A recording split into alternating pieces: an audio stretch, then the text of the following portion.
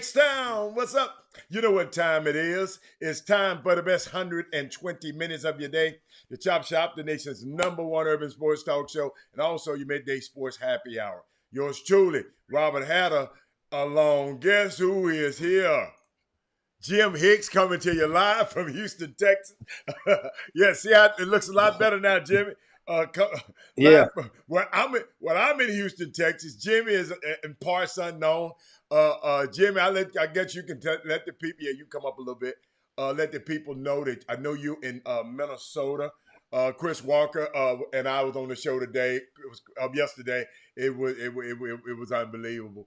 So I know it's snowing out there. Did you take your skunk with you? Did you take your big coat? What happened up there? What you doing up there, man? What's happening? yeah, I got my old possum with me, man. I got, you know what I'm saying? I'm gonna flip that thing. I'm gonna reverse it. You know, it got reversible on that Oh thing. I'm my gonna flip it God! Oh inside my out. God!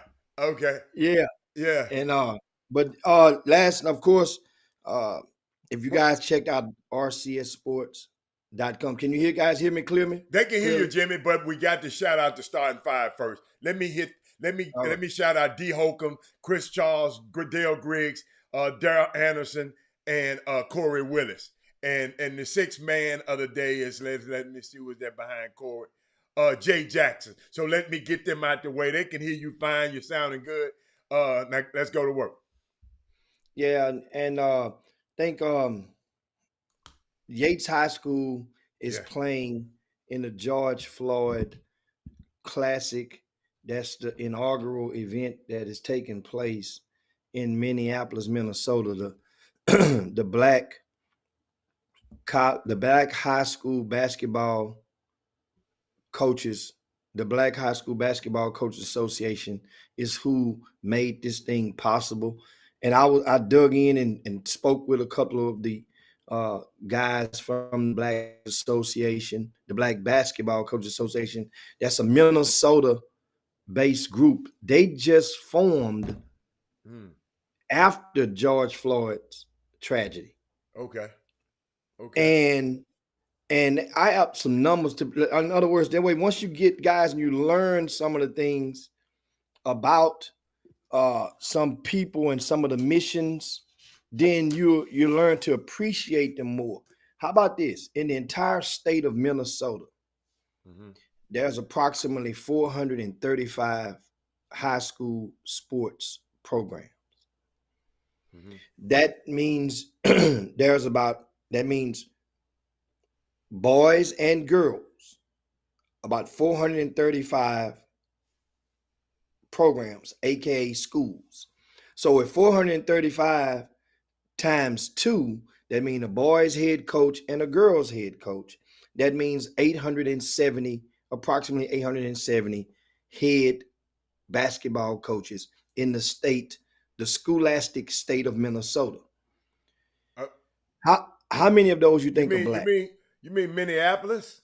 The whole No, the state? entire Oh, state. oh, just the whole state of Minnesota. Okay, The all right. entire Okay, state. okay. God. That Okay, you that follow whole me? state The got whole state, $435. about 435 Okay, programs. okay. All How right. many do you think are black? Of the 800 and That's 870, 870 head coaches. I would make let's say 30. Uh, it's a little bit more than 30, Mm-hmm. but it's a little bit less than 50. Okay, okay. Not 50, not even 50. How many principals and athletic directors combined in the entire state? Less than 12. I can understand that Minnesota. Yes, Jimmy. Yeah, Minnesota. Most of Minnesota is rural and white, so I understand. I believe you me. You know, I used to be up there a little bit, and that's just no not surprising. Not surprising. Not I surprising. can hear you. Yeah. And so that's the thing. So what this the Minnesota Black Basketball Coaches Association is making a vigorous attempt to move those numbers in a more positive direction, a more favorable direction for black folk How because can, what most did of the they say players. they action call the action is? Because you got to have a principal got to hire you. So if the principal's not black, so how so what they just gonna That's bring awareness? that's the whole thing. Uh, That's No, that's one of the reasons why I mentioned to you the numbers for the principal, yeah, right? right, For the right. principal and the athletic director, because as you get more of those into place, then they have the option to hire Yes, more. absolutely. Okay, So got that they understand. But okay. once again, Mm-hmm. the first part is to galvanize and get this together. And guess Yeah. what? Uh-huh. They got it together and pooled their resources together, Yes. right? In Yeah. order to fly Mm-hmm. Jack Yates and bring Chicago or high school into, this is just a start. Mm-hmm. And so when you're thinking about it, it's like, man, it's not no easy stuff to do during this time of the year. Right. During Christmas, everybody has Christmas stuff going on. And initially this event was planned to be held at the Target Center. The Mm-hmm. Target Center, which is the home for the Minnesota Timberwolves. Mm-hmm. But they didn't realize the NBA had a home game scheduled for the T-Wolves back-to-back. Actually, last night they had the Celtics in town, and tonight, of all the teams, it's a blessing that the New York Knicks are in town tonight. Mm-hmm. And Yates plays at 5 o'clock today, and the New York Knicks and the T-Wolves play at about 7:15, which yields opportunity for some of those players, some of those coaches and the team possibly to make it over to the T-Wolves game. Jimmy, you said something. I want to highlight something you said. So, how many coaches in this organization did you got? How many coaches in this organization? All 50, all 43, however many. How many in coaches are in this consortium? How many are there? I didn't find out the total on that. I Give me will approximate today, about and how many. so I will get that number when Okay. I see them to this afternoon. But it's not that many. What you're saying is not that many. And for those guys that pull off this and fly people into town, and they guess what they did? They pooled somehow. They pooled some resources together. But it made me think about something I read last night, Jimmy. And I wanted to share. They said when a spider web unites, they can tie up a lion. Link with like-minded people and get the work. What those guys did is link. They might be small in numbers, but they linked together and made this thing happen, man. And we can't never let nobody downplay it whatever. You already said it ain't that many of them. So we'll say you said less than 50. So it's less than 50. That group, that small group of people got together and did something that a lot of people, of a lot more people don't do. So they web their spiders together. They web they webs together to be able to tackle this thing, man. And I'm so proud of them. And I can't wait to learn more about the organization now. Yeah, that's intriguing on that, and so I just wanted to make sure that way you guys understand that was one of the things that moved me to agree to come on the trip and cover Yates High School in this journey. Understand, we know in Houston, Yates High School is not. This is not 2010 Yates High School. Right. They're in a rebuilding phase right now, whereas they are good enough to compete. They're good enough to compete and possibly get to state. It's not a shoe-in that they won't make it to state this year out of their region. Don't get it twisted. The right game and the right punch. Those shots are falling. Yates got a chance to even beat Booker T. And guess what? Think of it like this. Yates is in the same district with Booker T. Washington High School in Houston, who I declared or proclaimed that was the favorite to make it to state. Silsbee is that's 1A and 1B. Okay, think about it like this.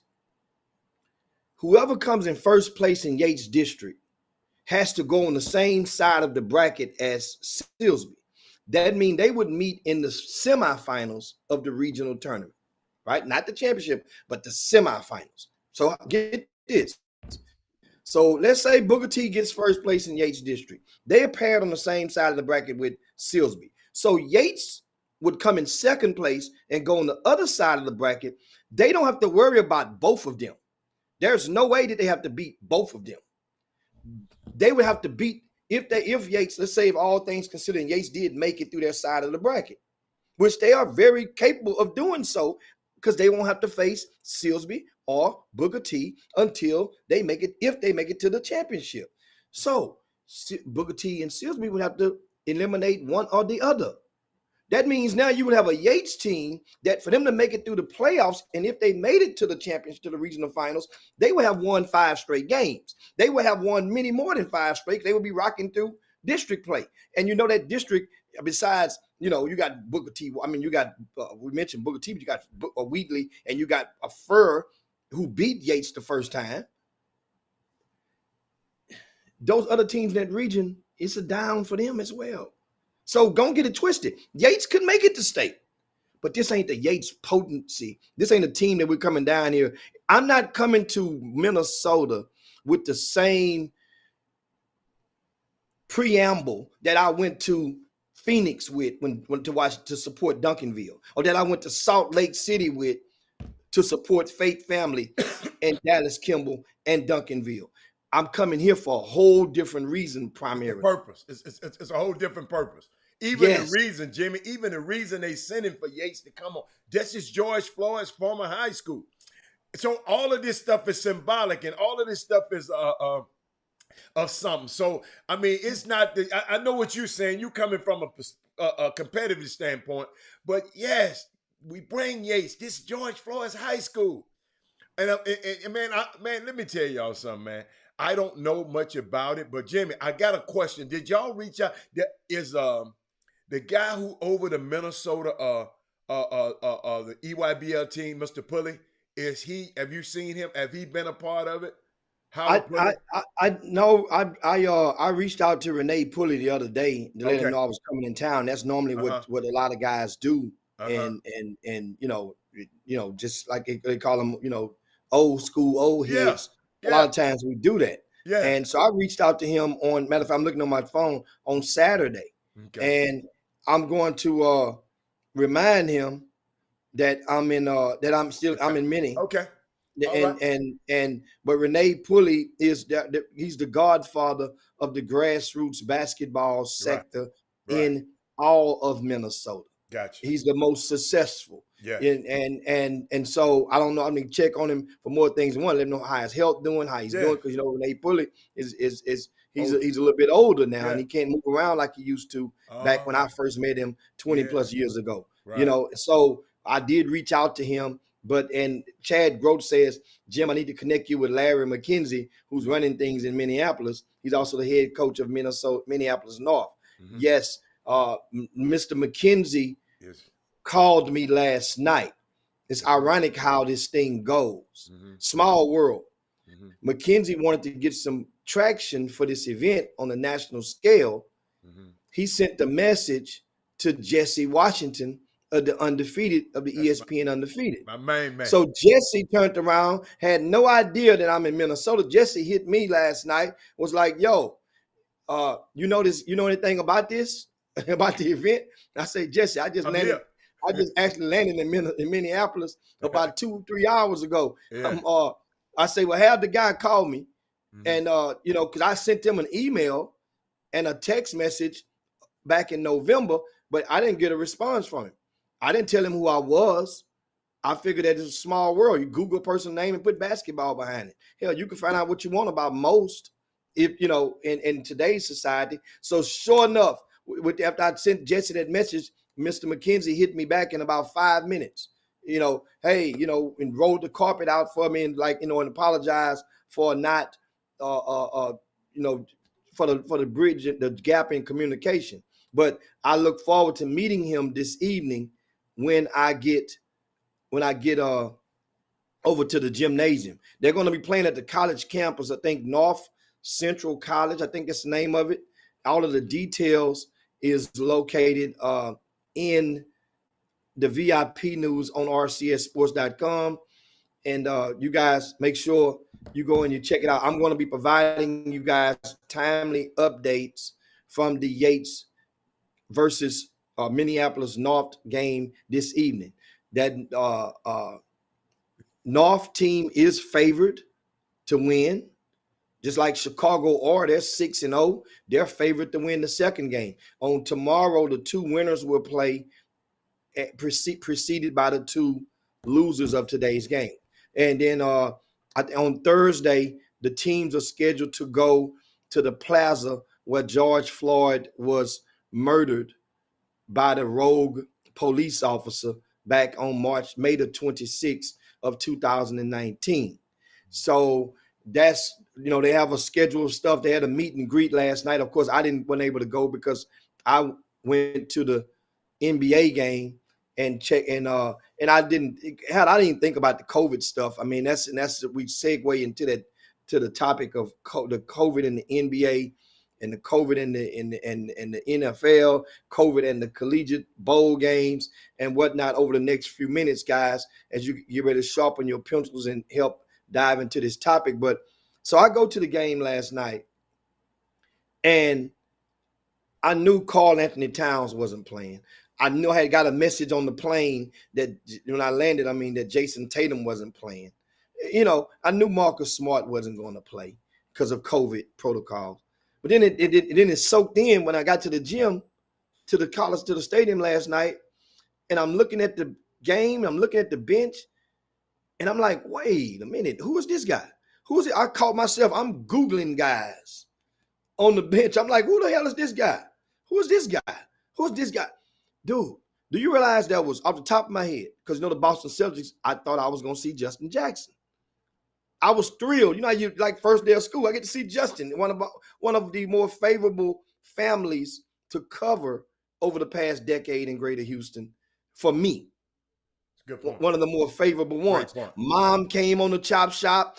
Dad came on the chop shop. They both gave intel until they moved away. They moved away to Kansas. So their lives changed with jobs and availability. Justin Jackson, every time kept me, they made my job easier to cover. Nice kid. Great family. Great family. One of the best family. I'm telling you. One of my best, and that's, like I say, not saying one of the best, one of my best. So it's a difference. So you guys make sure you go relate it out there. One of my best families that I've had to cover in the past 10 years. Hands down, one of the. And so he wasn't there because of COVID. There was no Marcus Smart. Mm-hmm. There was no Jared Vanderbilt. COVID. Those are three guys from the state of Texas. Mm-hmm. That graces those programs. Mm-hmm. I was like, God dog, man. Then no Ant-Man. Mm-mm. Remember, I brought the Atlanta team down with Ant-Man thanks to Winfred Jordan of the Atlanta Express, the Under Armour program, a couple of years back, and brought them to Del Mar and housed them and stuff. And I was looking forward to seeing Ant-Man. Mm-hmm. and I remember the day out, I think, wasn't it you in the car with me? Yeah. We taking him to the hotel. Yeah. And all he wanted was some Jack in the Box. No, Whataburger. That's all he wanted. Yeah. That's all he wanted. And of course, a little partner in the back seat with him, they want to get over to that mall. They had some stuff going on. Yeah. They want to get over to that Galleria. And Jimmy, what's so funny, I asked him, I said, what you like for people to call you? Ant-Man. That's what he said. He said Ant-Man. That's what I like for people to call. Yeah. Yeah. And this is a ride. Understand. Yeah, we riding back to the hotel. We shuttled them. Yeah, that's right. From Del Mar. No, Jimmy. No. We took them from the radio station. You remember they came on the station. We took them from the station. That's what it was. Yeah. That's what it was. Took them from the radio station back to 102.5 FM. Yeah. And took them back to the hotel by the Galleria. Yeah. Yes. And that's what it was. And it's funny. He's riding. It's three of them in the back seat. Yeah. Ant-Man and two of his teammates. That's the last time he's probably been bundled up in the back seat of a car. Yeah. And he was so humble about it. It was so cool. He was cool with it. Yeah. Cool with it. Yeah. Yeah, I'll never forget that. So Yeah, with man. Jimmy, Just wait a minute. Didn't is this the same team? It wasn't Greg Monroe on that team? no. Yeah, What? last night they Yeah. picked Greg Monroe. Greg Yeah, Monroe hold up. played good That's what last I'm trying to tell night. you. Yeah. He played last night. He Huh? played good. Hold up. No, I'm Man, finna. Greg Monroe finna get up. Greg Monroe is back. Hold up. But he been playing terrible in the G League, right? He been over there just stinking the place up. So he did good. But let me show you something I got from you though for you. Greg Monroe, they asked him if he know who all his teammates were. He said, I'm not gonna lie. The dude named Jalen Noel, who played awesome last night, he said, man, I ain't had no idea who that dude was.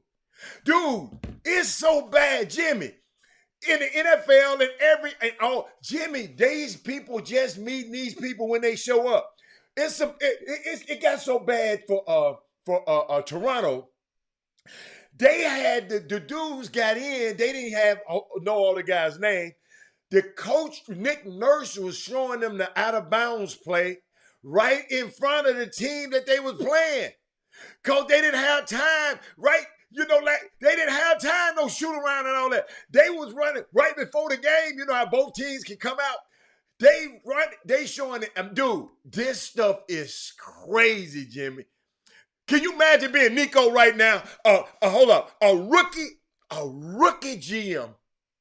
And not only, Jimmy, notice it hadn't been no trades. Usually, you remember trade after December the 15th, that's when all the trades can go down. Guess what? It ain't been no trades. You know why? Because these people just trying to fill a team. And Jimmy, suppose I trade for you. Well, no. Like I hire you. Like I said, I want Jimmy on my team. Jimmy, then you got to come take you got to come take a test. If you don't pass the test, you can't take a physical. So dude, I ain't never seen, my phone's been ringing and ringing and ringing.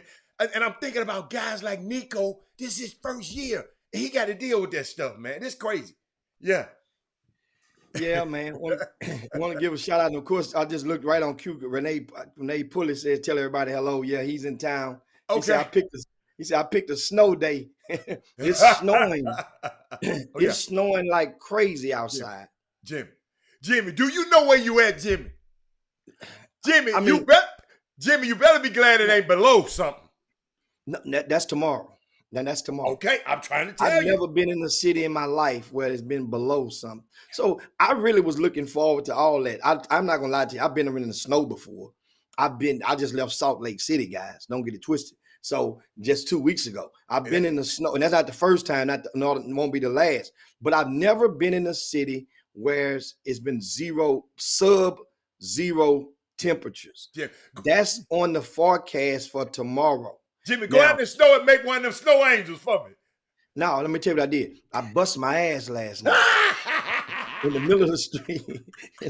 in the middle of the street. What you have on? What shoes? Sneakers? Some loafers.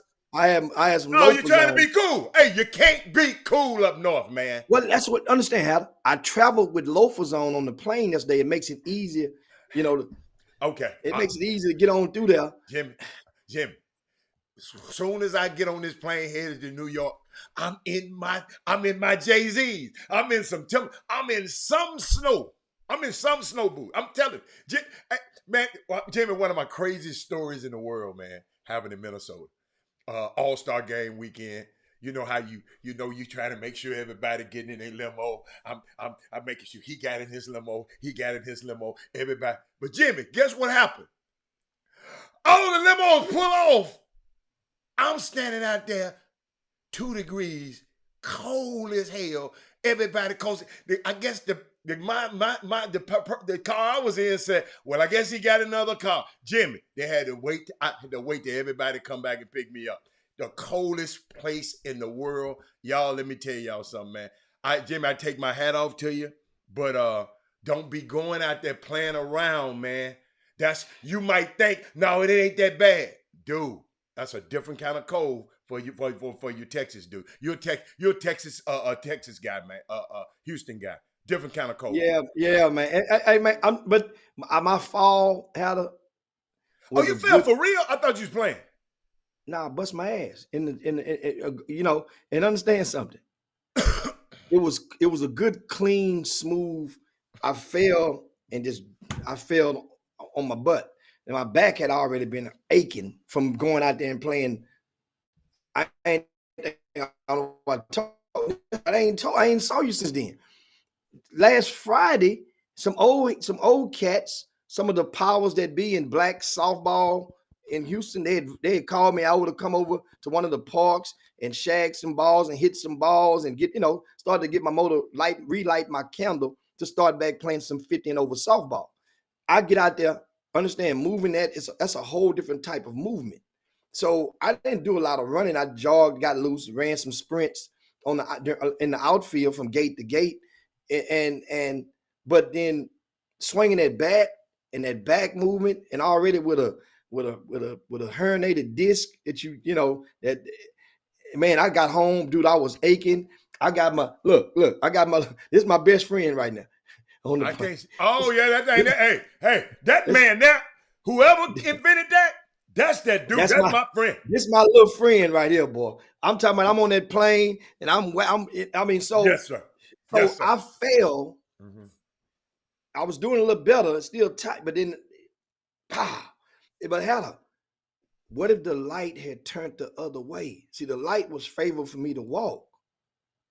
If that light would have changed, it's dark. It was nighttime.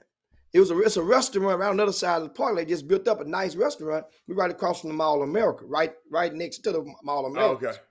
And so it's a restaurant they just built up called the Hazelwood. And that's like everybody's talking about it. So I'm gonna go and eat there first, get it out the way. Which, man, chicken pot pie off the chain in that place there. Oh man. So, but I fell, dude, and got right on back up.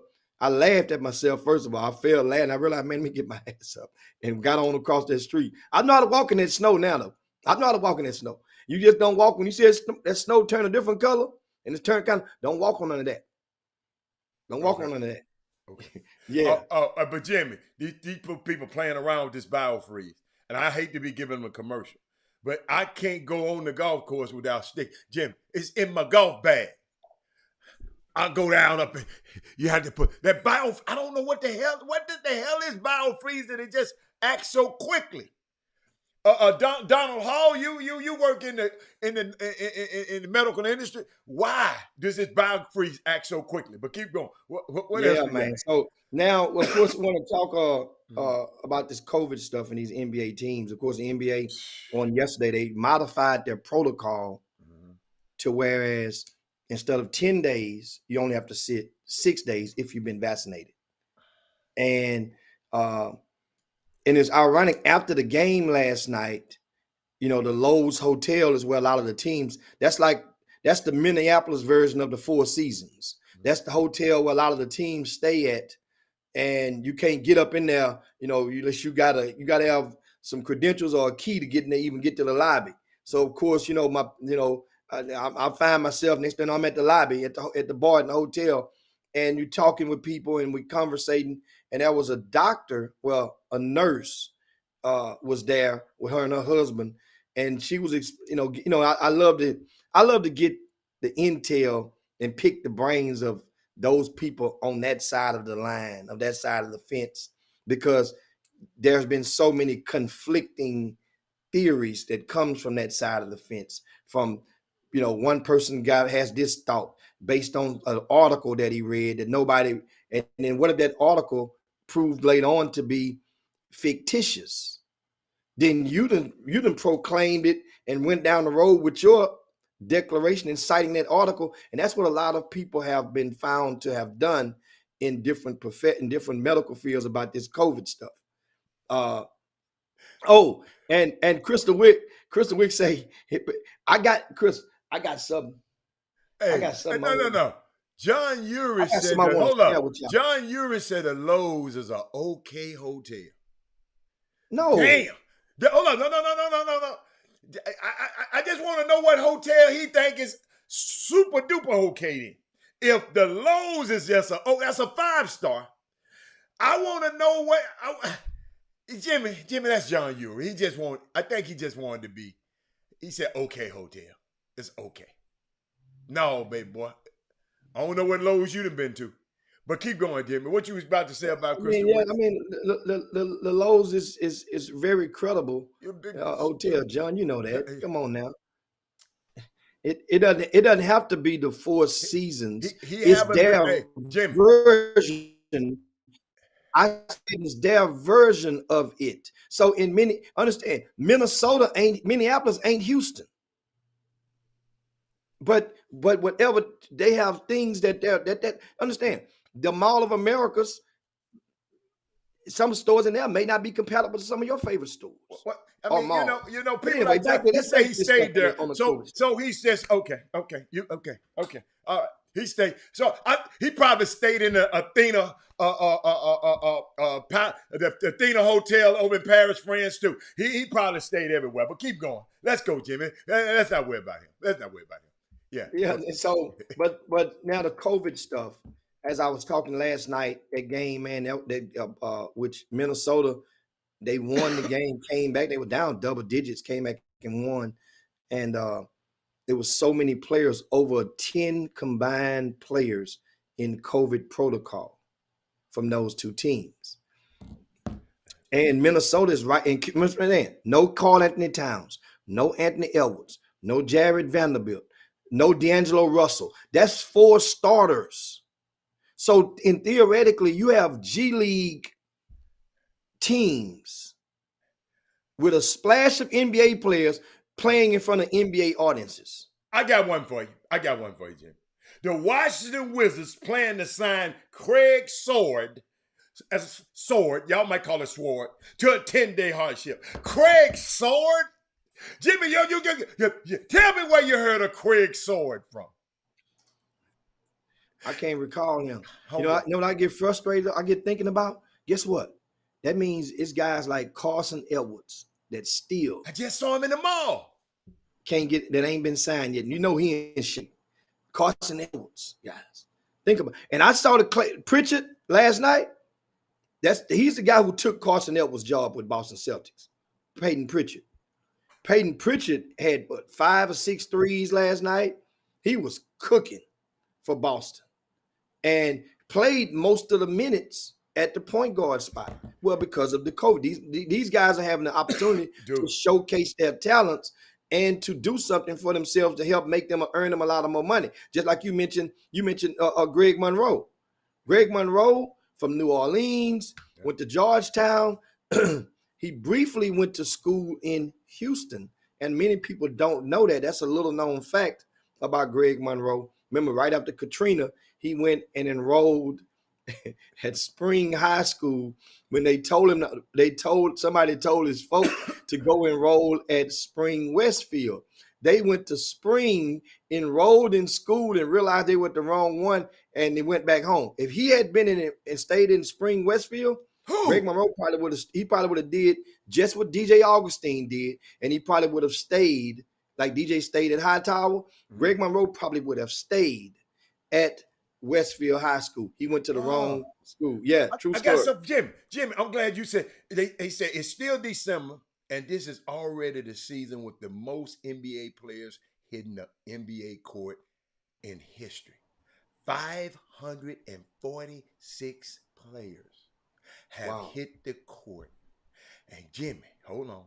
The Brooklyn Nets said LaMarcus Aldridge, Kevin Durant, and Kyrie Irving has cleared the NBA safety protocols. So they will be available shortly. But dude, the G League had to shut down. Jimmy, Ignite got to shut down. So what about the constant evaluation of those kids, man? This stuff, man, I'm telling y'all, this stuff is different. It's this NBA. It's this COVID. Jimmy, didn't you think? Wait a minute, Jimmy. I know. Didn't you think COVID had took a turn? You thought it was safe. Well, it was safe. Well, and this is like I said, when I was talking to that nurse last night, one thing that she did mention that made sense is that I get them confused sometimes. The people that's asymptomatic or whatnot. Mm-hmm. Why even test them once they've been vaccinated? Why even test them if they can't give it to anybody? If they can get it a positive, but if they can't give it to anybody, because a lot of them is what's tricking the numbers. And it's just, I mean, I'm not a believer, but I just love stuff that, okay, that I would love to hear in the medical field have a counter or a response to that, because she was just throwing it in the air and I wasn't qualified to even, I'm just listening to her talk. She's like, well, I don't believe that those people should be tested because that's a lot of the numbers that can throw everything off. And yeah, now January maybe they got a reason or the 6th. I don't know. Everybody in the NBA has to have a booster shot by like January the 5th. Man, when every employee. I told you, when I talked to Sam the other day, he was just saying, man, think about this. The little boy, Poole, what his name? Poole that played for Jordan Poole. Jordan Poole. Don't you know he's still in Boston? He had to stay in that hotel for 10 days. He ain't joined back.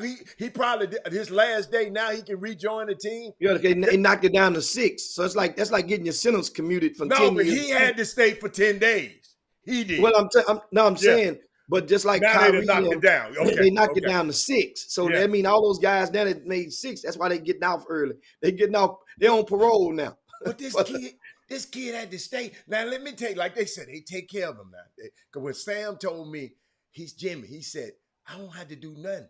He said they go grocery shop for me. They bring me food. The chef bring me my food every day. He said, all I do is just sit in this house and watch film all day. And then I said, if they doing the coaches like that, I can imagine. He said the players, they do everything for the players. He said, we might think it, hey y'all, but sitting in a hotel room, which is a suite, sitting in a suite for 10 days, you can't have nobody in and out, then it might gotta get to you a little bit. So it's just, Jimmy, this just the normal. We until this thing, we just got and what I find out. So that's why I don't be so mad about the CDC or nobody. Everybody talking about I'm mad at the CDC, because this stuff is fluid. It changes. Stuff changes. This variant. First we just got the Lambda. We had the Lambda. We had the Delta. Somehow we fought them. But some about this Omicron, they named it a crazy name. So I mean, it's just a whole lot different. I don't know, man. I just try to stay out the way. I just try to stay out the way. And get vaxxed and double vaxxed. And if they need me, like my son got mad at me, talking about, you just do it. I said, if they need me to get another vax, I'm going to get one. Vax me up. Just vax me. Vax me. Because I just don't want to get sick, man. I'm sorry. What else you got, Jimmy? Yeah, I see Paul Miranda asked a question. No, I've never heard of the Pirate Family Softball Club in Hempstead, Texas. Send me some info on them, but this stuff that we was talking about, the COVID and the bowl games. There was, remember, 2 of the bowls had I know one of them was the bowl in El Paso, and another one was the bowl in Arizona, and they both had teams without an opponent. So they did the smart thing you would do. They go into the grassroots scheduling methods now. If you got a forfeit on this court and a forfeit on that court, and they both the same age division, what do you normally do if you're an event operator? You just do what? You let them 2 teams play each other. And that way you just got it be empty court on that. It be empty court over there, but at least them 2 teams get a game in. Smart scheduling and smart way to come together from those conferences and those bowl committees to be able to go and maybe they just gap it down and some of the bread or whatnot, meaning that I want to say Washington State, I think, is one of the teams that was involved that was without an opponent. You guys can help me on the other team from the bowl in I think it might have been Central Michigan. Sound like Central Michigan may be in a team, and they are both playing each other now, and they work out the numbers, and at least one of those bowls, because the Arizona drive to El Paso is only 4 hours. That team was already in, I want to say, Tempe, Arizona, already preparing without an opponent, while Washington State was already preparing in El Paso without an opponent. Remember, I think Miami had to pull out of that game because of the COVID. So you've had about 3 bowls that's been canceled. And I'm just hoping, like hell, I read yesterday how that Georgia, the football team who's set to play Michigan in the semifinals, they've enacted some extreme measures for their team because people are so walking on pins and needles and so afraid right now. They are in deep isolation, the Georgia football team. And, I was thinking like, well, it never hit on me. When I leave here, I'm supposed to fly and go to DFW, to Dallas. That's if Duncanville and Richardson meet in the championship of the Whataburger tournament. That's going to be a game, one of the most anticipated in-state games of the entire regular season. And so, I done went this far with Duncanville. I might well keep riding till the wheels fall off. And that's on the December. That would take place in the evening of December the 30th. It didn't snap on me till yesterday. Guess what's happening on the 31st in DFW? Alabama playing. Alabama playing Cincinnati in the semifinals. Yeah. So that airport is going to be crazy on that Thursday, coming into DFW, getting up in there and getting out on that that next day or whatnot. So, wow. But anyway, thanks Kevin Allen. He looked up the G League player that you asked about, old Sword. He looked him up and posted on the VIP. In the Boom Boom Room, and also his halftime. And I'm surprised University of Houston struck early on their first possession and leads Auburn at the half 10-3. Remember now, U of H is playing without 2 of their top players. That's the fad nowadays. A lot of the star players on certain teams, unless you're playing for a national championship, a lot of the star players, they're cashing out and saying, why would I play in a bowl game and risk injury that could hurt my draft position that I'm trying to secure?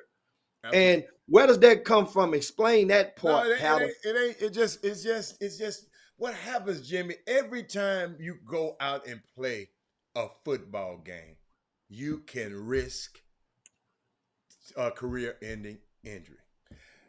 A bowl game is another evaluation period for this kid. Okay? And he just said, this one evaluation period, I'm gonna skip.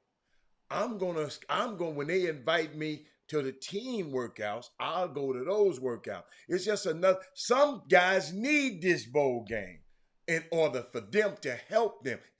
All the bowl game is another evaluation period for guys who trying to go pro and a money-making machine for the school. Okay? So guess what?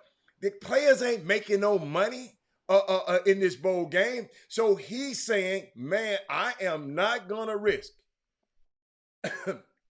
I don't need another valuation period here. I'm on tape for 11 games already. That's why I'm rated so high right now. So now I don't have to go. I can forego this. Now, everybody can't do that. It's just the guys who've got a grade that they know they're going to get drafted. The higher graded guys. The regular guy, everybody else got to play. That's all. It makes sense. Makes a whole lot of sense. Don't get mad. Hold up, y'all. Don't get mad at those kids for not doing it. Okay? Because guess what? Look at your homeboy, Chip Kelly. He ran and he said, I ain't thinking about no damn bowl. I'm going to go over here and take care of my business. Them kids doing the same thing. I'm not worried about no bowl. I'm about to go take care of my business. That's all. So don't get mad at the player. Because sometimes we get mad at the player. And so does that come from the, because most of those guys that are sitting out, obviously they're done. They're going pro. Yeah, Most of those guys out. So yeah, that comes from the agent. yeah, yeah, So yeah, it's in the bet. So yeah. Hell yeah. what's different now Uh-huh. than before? Well, Like I mean, yesteryear, you, when guys were playing that in that what bowl, when the state, guess what? The kids are smarter now. And the families, y'all gotta understand.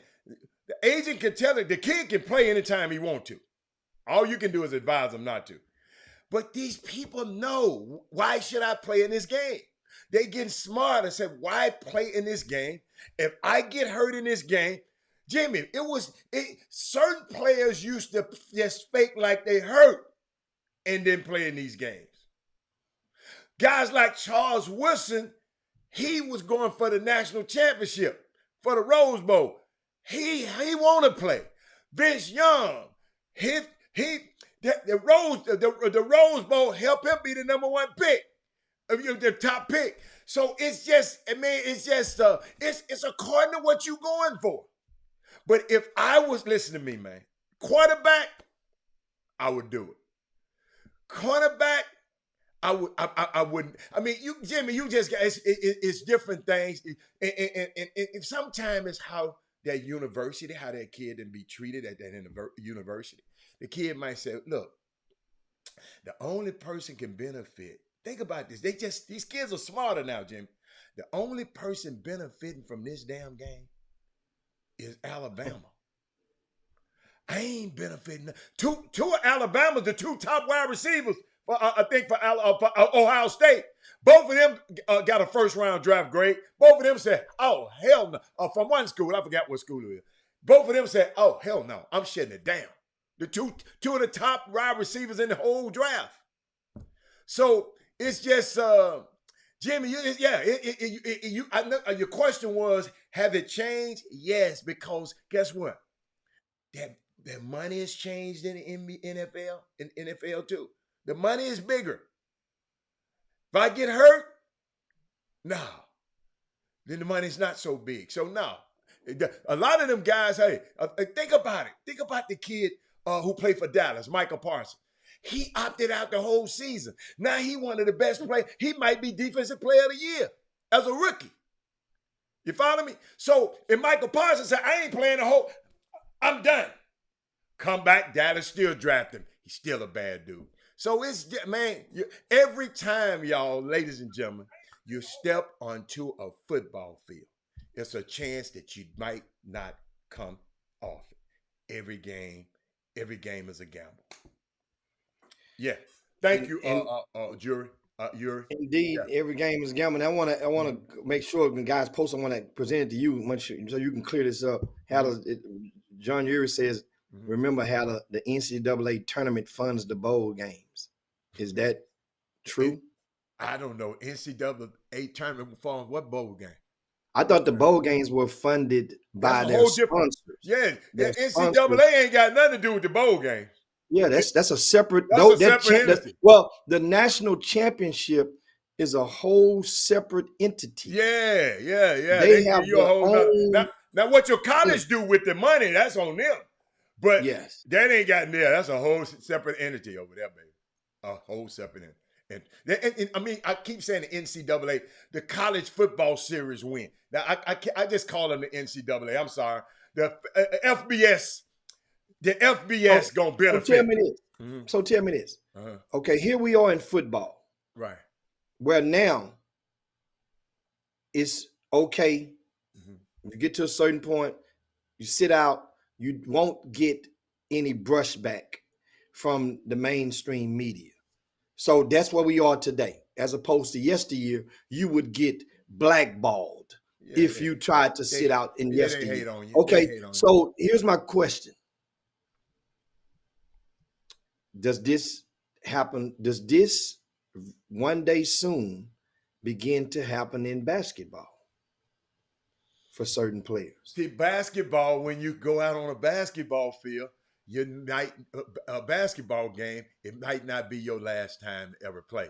It's a big difference. The risk is different in basketball. when you go out and play basketball game, you got a great chance of, if you get injured, you can come back and play. In football, that's why the contracts are so different. That's why basketball contracts are guaranteed. In football, see, football, y'all, the propensity to get injured is the key to all of this. All it is about, this guy said, if I blow myself, my leg, y'all have seen these guys that never recover, never come back. If it's an Achilles, it's hard to come back.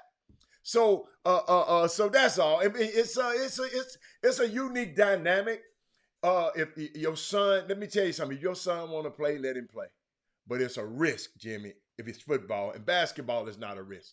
Oh, they're gonna play. They're gonna play till the cows come home in basketball. What you gotta understand, people want to play basketball. Hold up. Some players, like, it's some players out right now, mad because they can't hoop. Well, think about what Isaiah Thomas. I was laughing about him. You know, Jimmy, the 8 Lakers didn't get him, man, but 110 day and then run little Isaiah right up out of there, man. But all he says in his thing, he said, all I want to do is hoop. All I want to do is hoop. Basketball is different. Basketball, they ain't gonna sit out. Hell no. They ain't gonna sit out. Everybody want to be, Jimmy, you know they want to be on that floor so the girls can see them. They want to be on that floor. Y'all know, when you talk about them players, y'all be talking about them players be load management. Man, they ain't load management because they want to, Jimmy. They load management because they have to. Them dudes want to play, man. Say, I'm laughing. I'm looking at Alfio says, John, you need to stay in basketball. He say the Division I college football playoff and the bowl games are independently operated, and the NCAA does not receive revenue from these events whatsoever. That is why that's why the March Madness is the biggest revenue generator for the NCAA. If you understood, that's why, because those games, the corporations, that's why each one of these bowl games, and we talked about it last week and jokingly about some of the names of some of these bowl games that many of us hadn't even heard of, and it seeped into existence. There used to be, you had to have, back then it was a select group of bowl games. You knew what they were. Everybody knew what they were. And then all of a sudden now you have, remember, a couple of years ago, even Mattress Mac threw his hat into the fire and had the galleryfurniture.com bowl. It worked for him, but the teams that they would get were not favorable for as attendance wise. And to get certain teams, you have to make your purse attractable for certain teams. We mentioned last week, LSU was coming to this bowl in Houston, whatever they call it, and that bowl is going to pay. They damn bowl every year in Houston. That used to be the Gallery Furniture Bowl. That used to be Mattress Mac. The Evercare Bowl. No, you know what it was at first? Remember what it was at first back in the days? What? It was called the Blue Bunnet Bowl. Yeah. Back in the days. Hey, Jimmy, the Blue Bunnet Bowl. And Jimmy, you know they had the cotton bowls and the sugar bowls where they derived from the staple of cotton and sugar that we used to have to pick the cotton and bale and you know, in that industry that enslaved us for a long time too. So we got to watch, man. It's just so much going on in these bowl games, man. A lot of money, Jimmy. They call the SEC. What my man called the SEC. I got to think of the thing, Jimmy. Hold on. Come, Jimmy. I got to tell you, they got a name for the SEC. Keep going. They sent me a name for the SEC.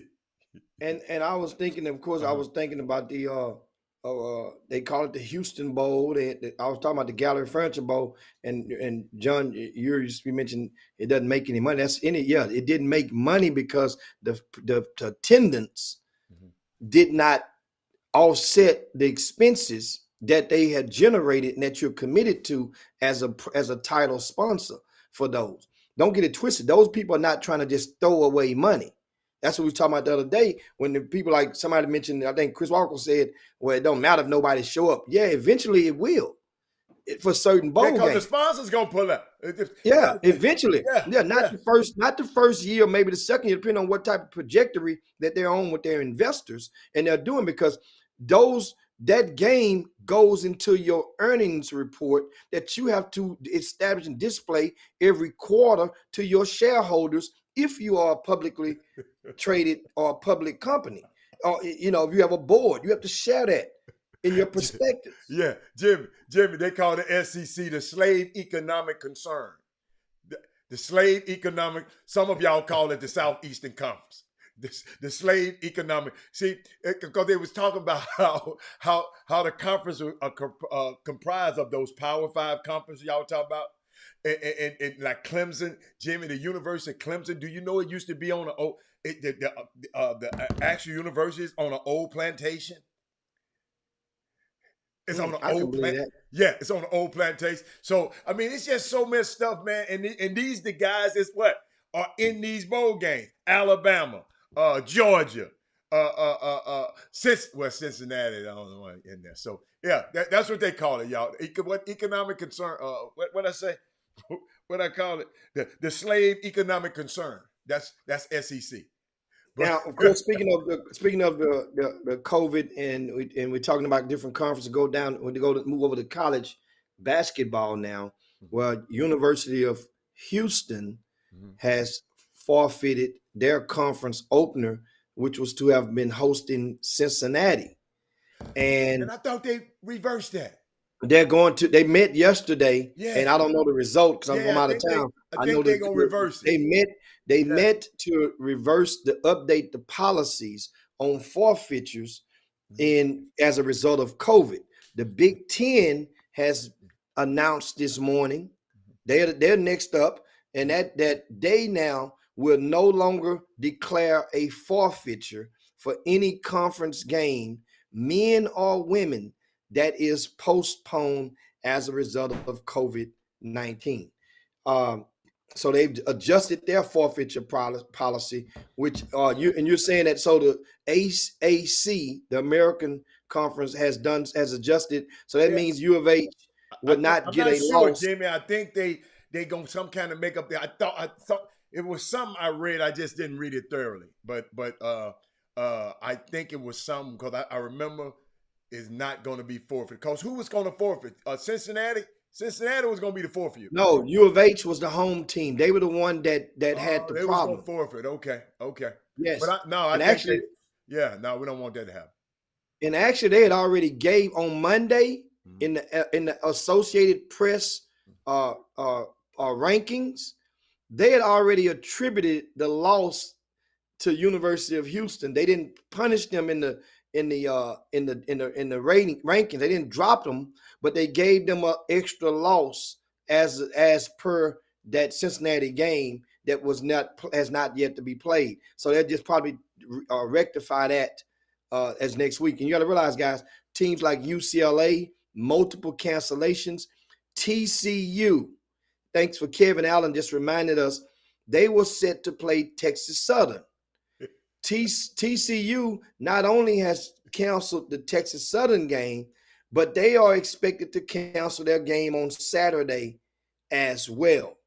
And you know what I'm saying? This stuff, what's the difference now? We see the numbers are of games being canceled, and you mentioned about the 540 plus NBA positives in the month of December alone.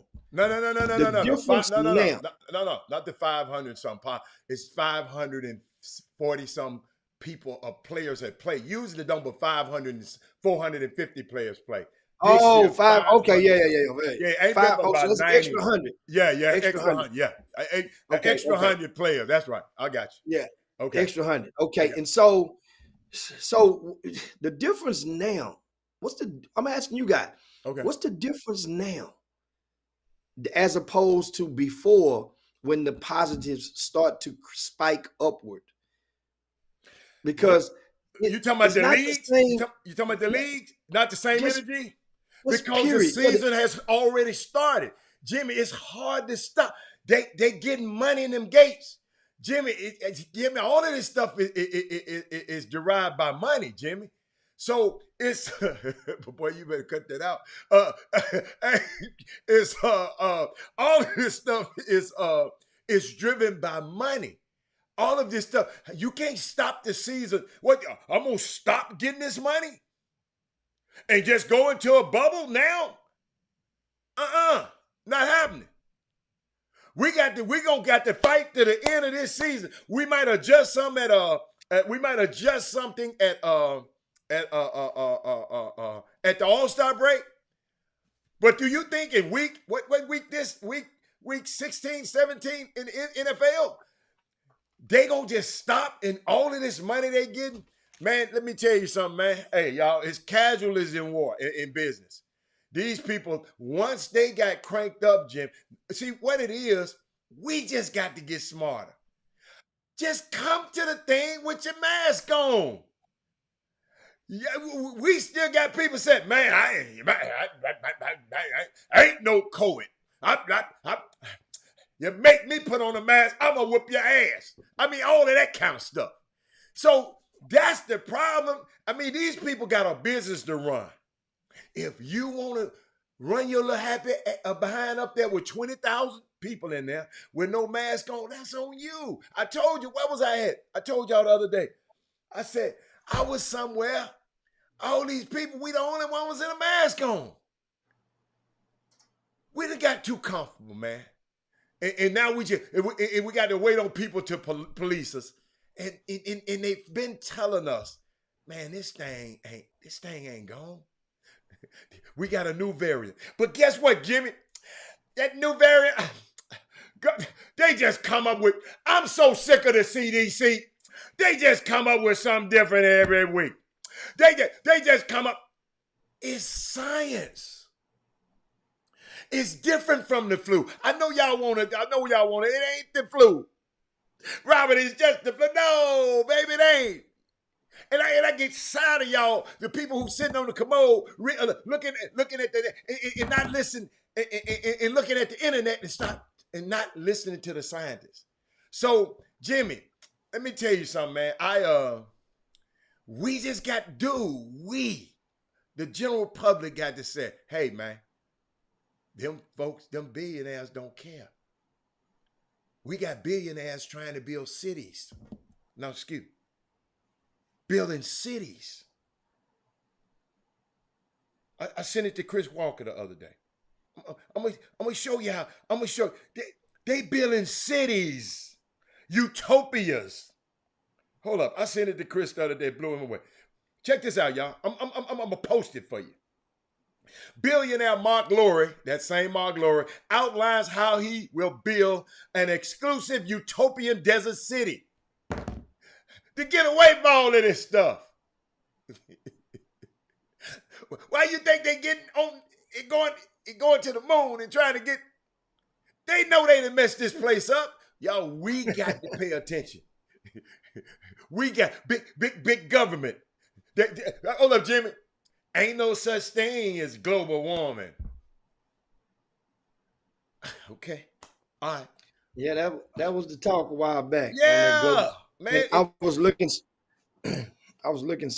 looking at these numbers from the attendance of the bowl games, Adam, and I think somebody mentioned on the feed that they went to the Independence Bowl, which is in Shreveport every year, and it's like and made notes saying that reference that on anyway they probably gonna get it up out of his go. Barry McDonald, that's who was shot. What's going on, Barry?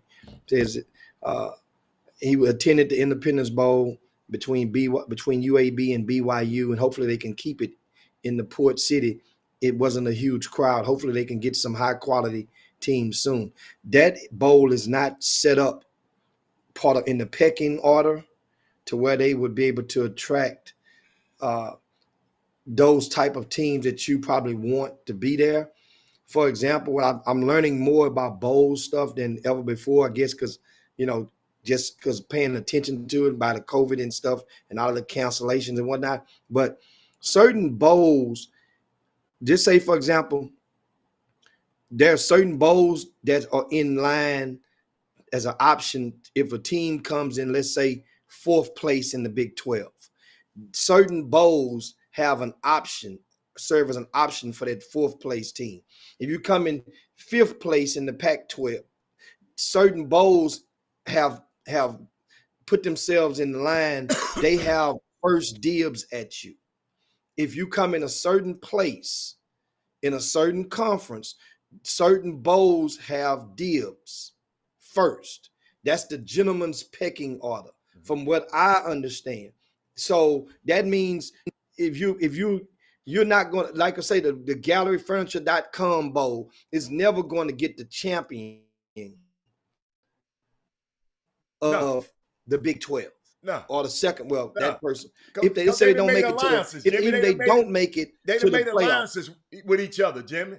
Yeah, they done made Yeah, alliances. Yeah, yes. yeah. Because you remember now, you got your two of your bowls are in rotation of your major bowls. You got the Sugar Bowl, Rose Bowl, Cotton Bowl, uh, Sugar Bowl, Rose Bowl, Cotton Bowl. What's the one in Arizona?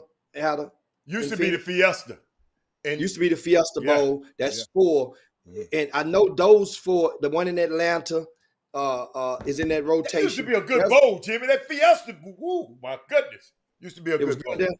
Yeah, Florida State used to go out there and win sometimes. That ain't what you meant when you said it's a good bowl. You Yeah. meant something else. That was a different type of shake. You rub your face with different type. It was a good. It was a good bowl.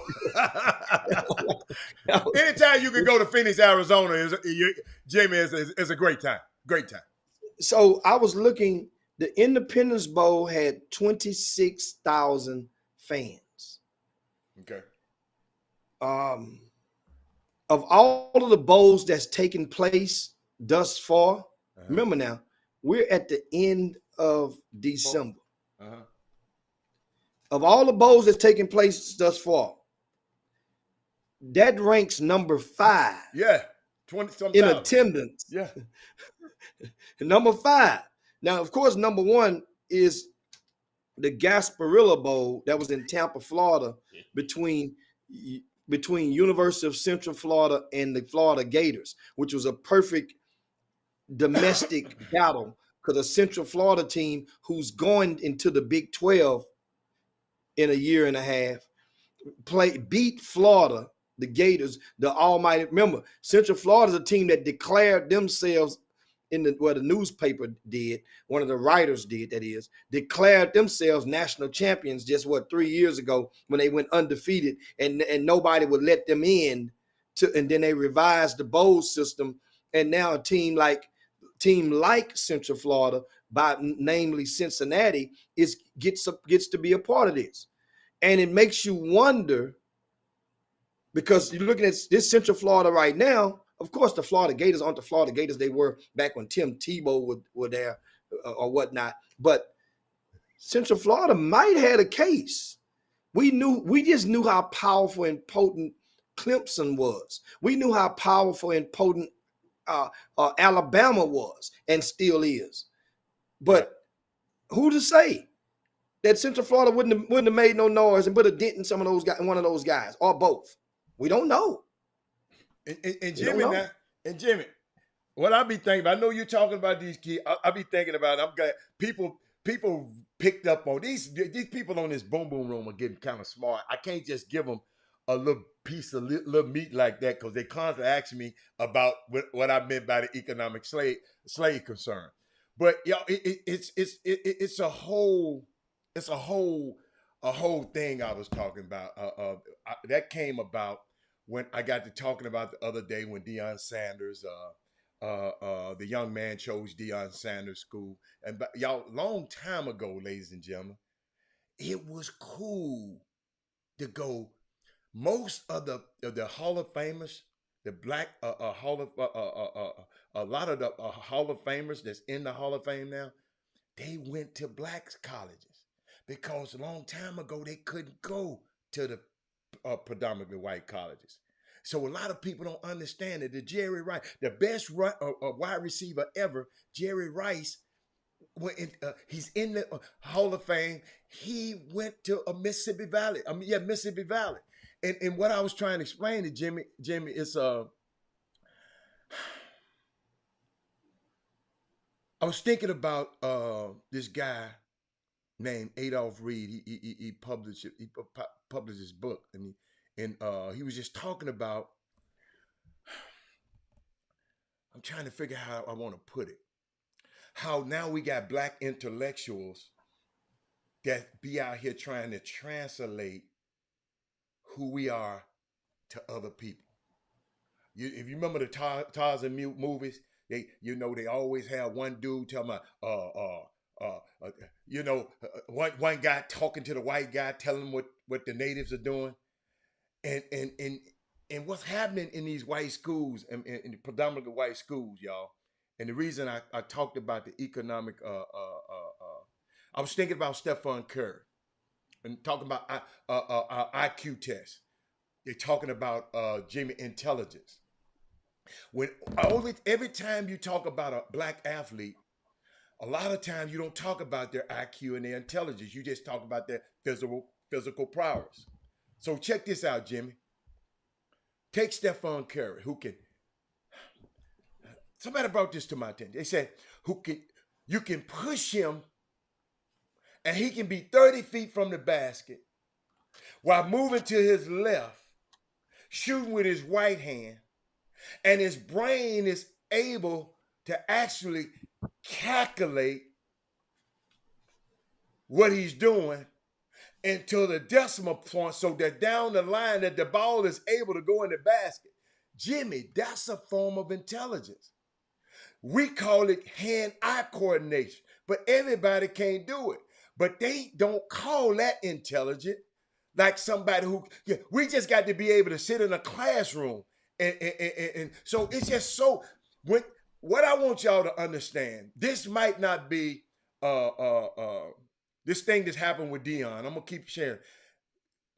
Don't expect this to be a landmark, a grove of young guys going to go to HBCUs. But I just want us to start appreciating these HBCUs because they didn't let us go to these other colleges. And once they find out that they can benefit from us, when Sam Bam Cunningham put that thing on Bear Bryant, and once they find out now, these same universities, Clemson, Alabama, who all of these guys got senators that's up in Washington, D.C. right now, that are complicit in these laws in these states that's hurting people that look like us. But when you go to these stadiums, the stadium, you walk in, Jimmy, up top, everybody in the stadium is predominantly white. You don't get black until you get to the field. Even the cheerleaders, it might be 30 cheerleaders, Jimmy, but guess what? Ain't but three or four of them black. But when you get to the players, guess what? You look like Tennessee State playing Grambling. But we got to understand, y'all, we got the power now. That little boy, Travis Hunter, don't be looking at him. I know a lot of people, don't look for him to fail. Look for him to win. So, but that's where I be coming from, y'all, when we talk, Jimmy, you talk about these bowl games. Who gonna benefit from these bowl games? Jimmy, they don't give the players no money. They give them a little something. They get a whole bunch of perks. Yeah, they get gear. No, what they call them? They call them goodie bags. Yeah, the goodie bags. Yeah, they get now the goodie bags. Now it can be a duffel bag now, not a duffel bag with money, but a duffel bag with like headphones will be inside, different stuff that a lot of sponsors are trying to get them guys to wear or try out. That way now it may help their products along the line grow. And so they'll put out all type of stuff in those. No, they call them I've seen some of the goodie bags. They changed the name. Jimmy. It used to be goodie bags. They call them swag bags. Swag bags. Jimmy. Oh, Jimmy, you ought to see what's in them rooms. But Jimmy, it's nothing compared. Jimmy, a lot of those guys, the big headphones and all, that's sponsorship. Sponsorships and people that sponsor, they give me a check for this bowl game. Jimmy, it wouldn't be, hey, Jimmy, in that swag bag, wouldn't it be nice to have an envelope? Well, I don't think the sponsors have no problem. The sponsors No, wouldn't I have ain't talking no about the problem sponsors. they would have no problem with it because But they cutting the check anyway. So they won't have a problem with it. It's the schools and the NCAA with the influence that they have with those schools and with those, namely the presidents and the athletic directors and whatnot in their various committees. That's where the problem exists at. But Jimmy, this 2012 or 2021, right? And they still figuring out a way to use black labor for the profit in their plantation arrangements. The same thing. The same thing. I'm sitting there thinking about it. I'm gonna give you a swag bag, but I'm finna ride this private jet. We finna get it, and I know my baby going to so and so, my baby going to A&M, my baby going to. I understand. All I want you to do when your baby go to them schools, make sure your baby getting just as much out of them as they gonna get out of his ass. Cause guess what? That's all I want you to do. Go to them schools. Make sure your baby don't you come out of there with no basket weaving ass degree. If you go in there, because we know most of y'all ain't gonna make it to the NFL. No way. But when you go to Alabama, when you go to A&M, everybody think they are. But y'all know that don't happen. But just make sure these colleges, you get just as much as out of them as you can. Don't let them go use your black body and discard it and go get another one, because we got another one at all these schools ready to go. That's all. Hey, let me tell you something. This generation might not get it, but keep telling this story. One of these generations is gonna say, okay, I'm gonna go get. I told you, I promise you, I live this. I never forget. I told him, I said, player, you ain't no NBA player. To me, you might get lucky. They might give you can get a tryout or whatever. I said, but let's go get the most college that we can out of these people. Ain't no use us going to Boogaloo State. Let's go get the best. Let's go get the most college we can get out of these people. And that's what I want for all of these young athletes. Go get as much college. Because guess what? When they done with you, we're going to get the next guy in there. They're going to shoot me out and shoot Jimmy in. Shoot Jimmy out and put Chris Walker in. And it's okay, long as you know what games play. I ain't telling you to get mad at it. Just play the game a little bit better. That's all. That's all, Jimmy. Yeah, exactly, guys. And what we got on, we're going to ask you guys now that if you share the show to your timelines, to your groups, take out the time to share the Chop Shop right now, and we can go to a quick break and come right back, and we can open up the mailbag. Yeah, and I got something for you. We can talk about a lot of the events. I see Jeffrey Day is in the YouTube Boom Boom Room, and he had posted a couple of updates from games over there. Doug Jones is over at Hightower High School for the Texas versus Louisiana Christmas basketball showcase. And Doug Jones has updates from over there and we'll share some of that stuff and some of the updates around the high school scenes in various cities that are near you. And also, don't forget, of course, I'm on location up north in Minneapolis, whereas it is snowing wholeheartedly outside, and the temperatures is in the teens as we speak, and it is expected to creep down and on tomorrow in the negative, below sub-zero territory. Once again, quick break. I want you guys to share the show real quick. Yeah. Let's get some of your people. We're gonna talk high school basketball, grassroots basketball. Remember over the weekend, that was one grassroots basketball influencer who made a decision to join another sneaker program that created waves around the southern part of the United southern region of the United States. We'll share that Yeah, I want to hear info about with that. you. I want to hear that.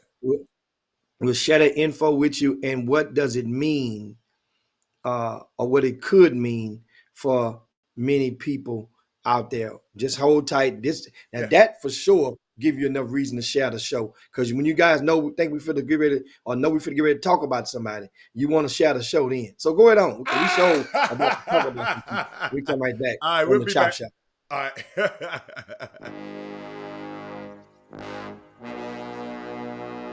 The Cox Pradier Law Firm. Big city, big town, big settlement. Your fight is our fight. Need legal advice? You know who to call. Personal injury, wrongful death, car accidents, premise liability, serious injuries. 1-800-HURT-NOW.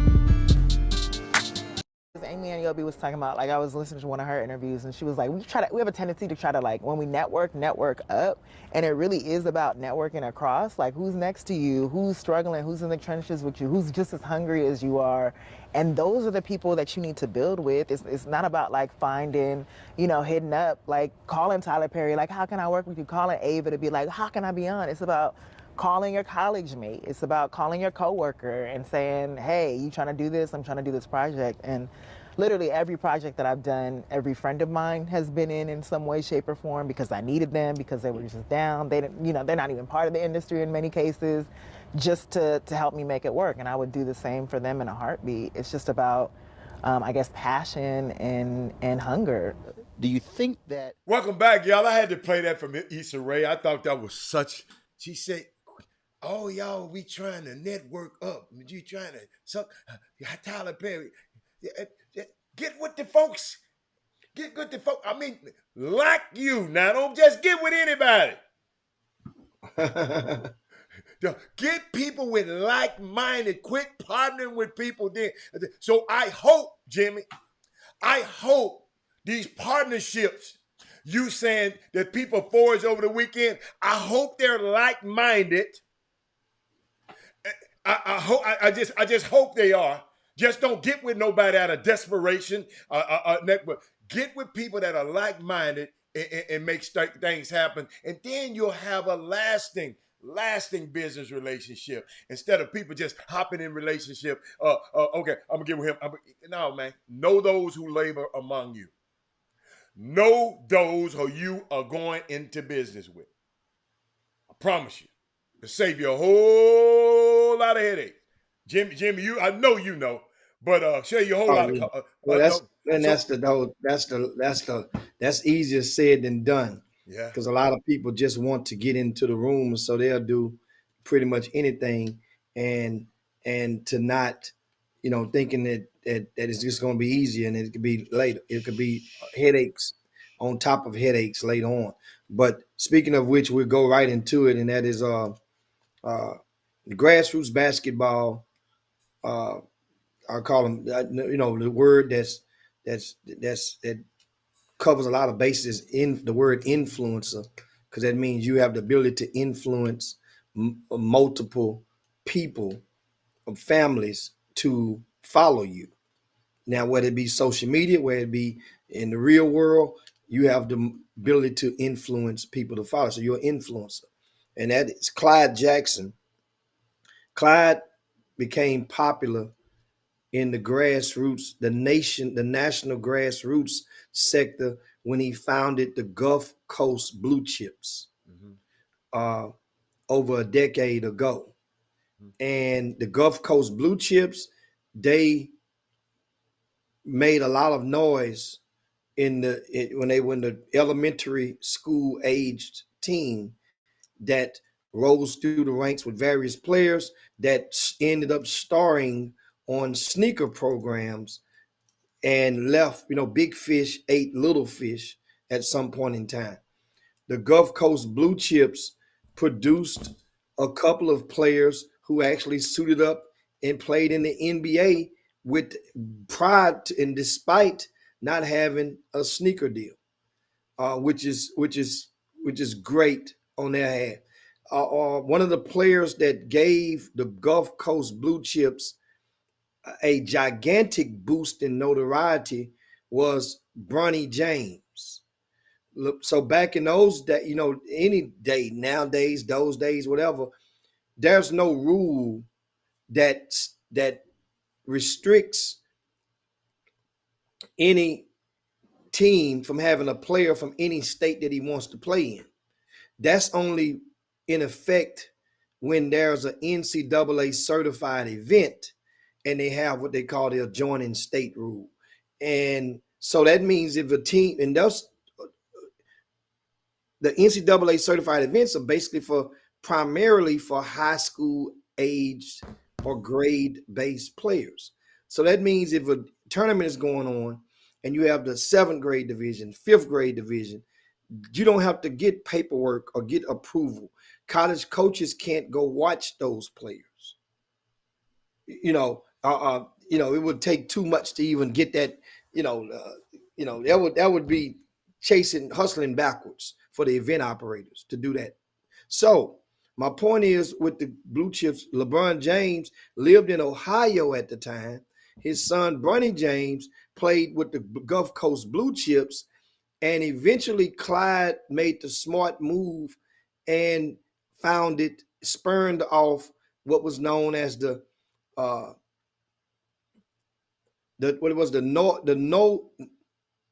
North Coast Blue Chips, if I'm not mistaken. You guys help me. If you're watching, help me out with that name. It didn't really sound right. The North Coast Blue Chips.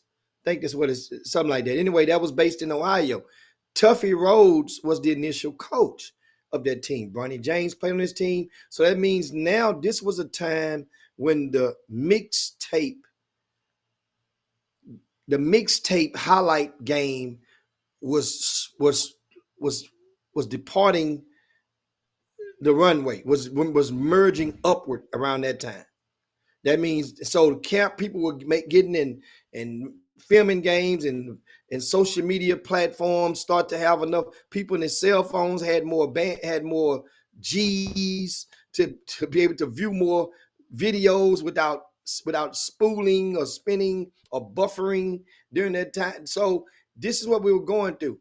Clyde ended up making a business decision to put his team with the Houston Hoops. But an agreement was made that he would retain the word Blue Chips. So it would be a merger, and his younger teams would be called the Houston Hoops Blue Chips, which later they would just go with the acronym and the HHBC. Well, those kids now, they're still younger kids, but the main group that were younger now are they're in 11th grade now, going into the 12th grade. Clyde Jackson and Hal Pastner with the Houston Hoops, they had a difference of ideology. And Hal Pastner, which his name is on the paperwork, decided to go in a different direction. Not the first and not the last time that's going to happen. It's known. Now, but the rumor had been seeping for weeks prior to that Clyde was probably going to be somewhere else. Clyde, his blue chips organization, his teams. And so when Clyde looked around, he shopped around, as most people do. It ain't like one thing you can't say that Clyde Jackson didn't do, that he didn't ask around. But one thing he was adamant about, and it was no offense to no one person, because I spoke with Clyde since this stuff has went down, and Clyde was adamant, and he wanted to remain. He preferred to retain the right to go and stay under and join a program that had Nike sponsorship. That was the only thing. And guess what? When you are in charge, you retain the right to make that decision. Now, who's going to take you? He goes to Drive Nation, Shop Clothes, goes to JL3, Shop Clothes, Nike Pro Skills. Didn't work out as far as whatever you were proposing. And so the next Team Griffin went to them, Shop Clothes. So now, damn. You think about it, he goes and finds Randy Livingston, who's based in New Orleans. Great dude. We've had Randy Livingston on the Chop Shop, and Randy, he's a high school coach. I think at I want to say Isidore Newman High School, and also he's one of the greatest high school basketball. Right. He's one of the greatest players to ever come out of the state of Louisiana. Absolutely. Period. Absolutely. No Period. Doubt. No doubt about it. You can't tell the history of Louisiana basketball without saying the name Randy Livingston. Absolutely. Absolutely. Period. So that means he has pedigree in that state. What's the name of that team? It's called the what? The name on the team is Live On. Like Livingston. It's a spinoff of his name. Okay, Livon. Okay. Live On. Live On. Okay. Right? Okay. So Live On is sponsored by Nike. Okay. Clyde and Randy Livingston spoke a few times, and they agreed finally, or a deal was agreed upon where they would basically they would make a Reese's Peanut Butter Cup out of their programs. Okay. And Clyde on Christmas Day Clyde took to social media, because initially Clyde had said, when I talked to him, and I told you guys that Clyde said he had planned to make the announcement on the Chop Shop. So I told Clyde, I don't even want to know where you're going. Just let it be a surprise to me. Just announce on the Chop Shop. Then Clyde said, well, man, he couldn't let Christmas go. He felt that he had that feeling, and he said, man, big bro, I had to let it go on Christmas Day. I still plan on want to come on the Chop Shop. I want to, so I can give my side of the story and give of whatever. I said, well, Clyde, let me know, and we can set up a date. And when I get back in town, so that I know that the internet is there and we can get it rocking. So that's still on the table. And you guys may be hearing from Clyde soon. But this is not about where he was. It's about where he is now. He's with Randy Livingston with the Live On. You guys remember that Fleur de Lis. Okay. Right? That program was actually a merger within itself. Fleur de Lis was one of your top independent programs in all of Louisiana for a few years. They had made a dent. Yeah. Randy Livingston got the deal, and they just put Live On, Fleur de Lis. So now, once again, you know how black folk is. When we get to saying all them syllables, we want to go and make an acronym out of that. So it's LOFD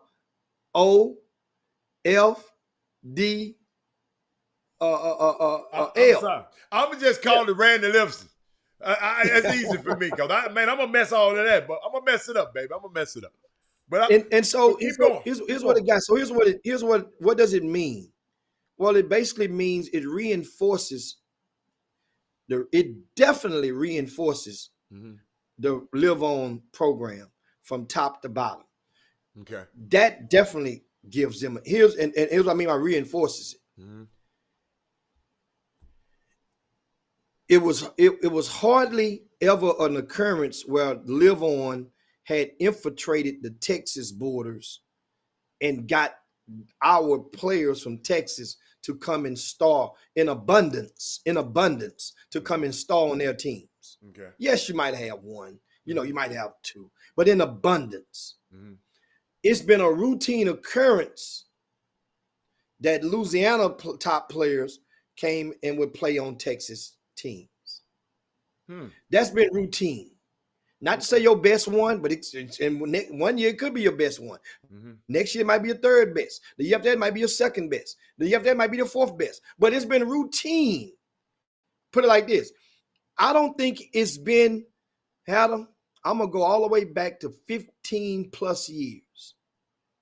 Since you could probably say that Louisiana had their top 5 high majors in the same uniform on the same team. You follow what I'm saying? We can't say that. that. Was way back when you had the. We can't say that. No, but that's the whole thing.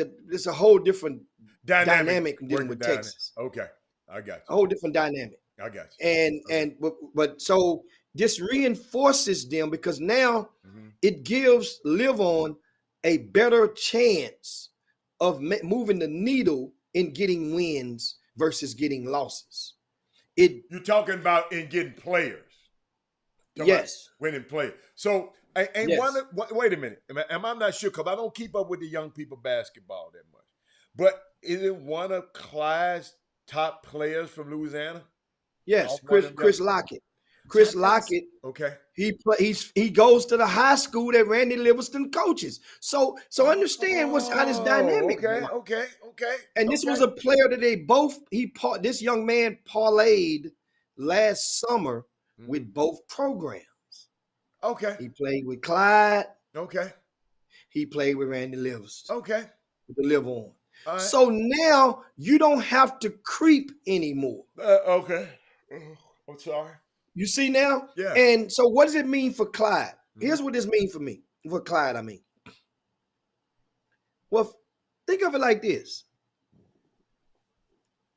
I don't think that it's much different at all, except for the changing of a uniform and a couple of personnel. Because if Clyde, let's say, for example, if you had a team and you had 5 players from Greater Houston, 1 player from the ASAC, Austin, San Antonio, Killeen area, right? Maybe 1 player from Dallas, DFW, or Central Texas, and 1 or 2 players from Louisiana on that team. Okay. You practice in a centralized city, and sometimes early on, they'll practice probably 1 week. You try to give a practice in one area. One, you take the practice in Louisiana. You go to Lake Charles. You might go to Beaumont.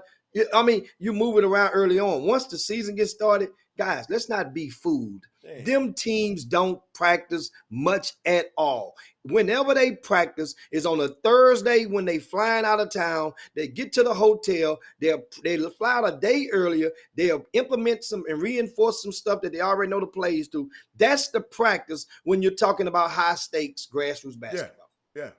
Let's be serious about this. So where they live at, it's no difference to the way Clyde Jackson would be operating, because if most of his team is going to be, the bulk of them would be from the Greater Houston area, then you get the plane tickets from the other kids in the other cities, and they meet you wherever you're going to play at. It's no difference. It's not like this ain't Little League baseball that you got to get the back of a pickup truck and drive it around to the neighborhood and everybody hop on the back and then you go. And it's not like that. Now, will they practice in New Orleans? Yes. Know what it's going to be for those parents or the kids who live in Houston? It's going to be an opportunity and a means for those parents to get away and go to the French Quarter and drink however many moonshine jugs of hurricane juice that they want to drink while the kids are practicing those 1 or 2 days. It's going to be, we're going to New Orleans. They're going to get that one good practice in. Everybody get to meet each other. And they roll like that. I don't know this, but I'm pretty much theorizing of what is probably going to happen. Okay. with those. Now, the problem is now, as each team gets older, Hatter, you shed some, it modifies itself. For example, I don't know about your city, but I've been covering Greater Houston for 20 years, and I've yet to find one single team that was on sneaker ball proportions, up under the sneaker, right? That was the same team as the 6th grade and 7th grade, and all those kids stayed together all the way through. It's almost unheard of. No, it ain't never happened. And I've been tracking it for 20. I'm talking about for sneaker caliber, the sneaker sponsored program. I'm not talking about now. Guess what? I'm not talking about your little Johnny teams. There's plenty of those that stayed together. Power to you. How did that work out for you? Maybe great. You know, and there's a team that came through. You have the Houston Heat that came through back in 2007 with Austin Clunch and Say Pay and all those guys. Guess what? That worked for them. I'm talking about the sneaker team. When you're playing big states basketball, it don't happen. So my point is, Clyde Jackson, there's anytime you have a merger in any type of business, there's going to be some type of casualty, some type of sacrifice that's going to be made. Some lambs are going to be sacrificial, meaning that certain players that were on that team and in rotation, Adam, if you got your starting 5, I got my starting 5. Mm-hmm. You know what that means? You know what that guarantees? You know what it guarantees if we do a merger? Let me tell you what that guarantees. 5 players that used to start is going to be coming out their ass off that bench. That guarantees that. If you got 5 starters, I got 5 starters. Wow. Think about it. And we merge into one team. Uh-huh. That's 10 players, right? That happened on Swagger. The show Swagger, you ain't seen Swagger. That happened on Swagger. Okay. Really? Okay. Come on, go. Some people got mad now. But keep going. So think about what I'm saying. So that means people that used to be in a certain role, that used to be a starter, now you're not a starter more. What about that 6 man on every team? You can't take 12. So that means your 6 man might not make this merger. You see how this stuff is going? So now parents is business. And you should have been treating it as business if the pursuit of a scholarship and a free college education is on your primary list of things to yield from your investment of dollars and resources into your babies to play this game of basketball from day one. If getting a free education was priority number 1, or has merged since they've been in high school as a top priority, then it should be business decisions. And what's happening is you got your heart in it while the other person don't. Ain't nobody that beg you to fall in love with basketball. All you needed for your son to fall in love with it, but ain't nobody beg you to fall in love with it. And that's what happens now. And I feel bad because we watched this thing, a similar thing happen a couple of years ago with Steve Trauber. He had teams that had went and won the AAU National. He had teams that had been kicking butt. Steve Trauber went to Marlon Lowe, who had Texas Pro at the time. Knock, knock. Who is it? Steve Trauber, let me in. Let's do something. Let's merge. Marlon Lowe's like, shop closed. Nope. Steve Trauber went up to the Houston Hoops. Knock, knock.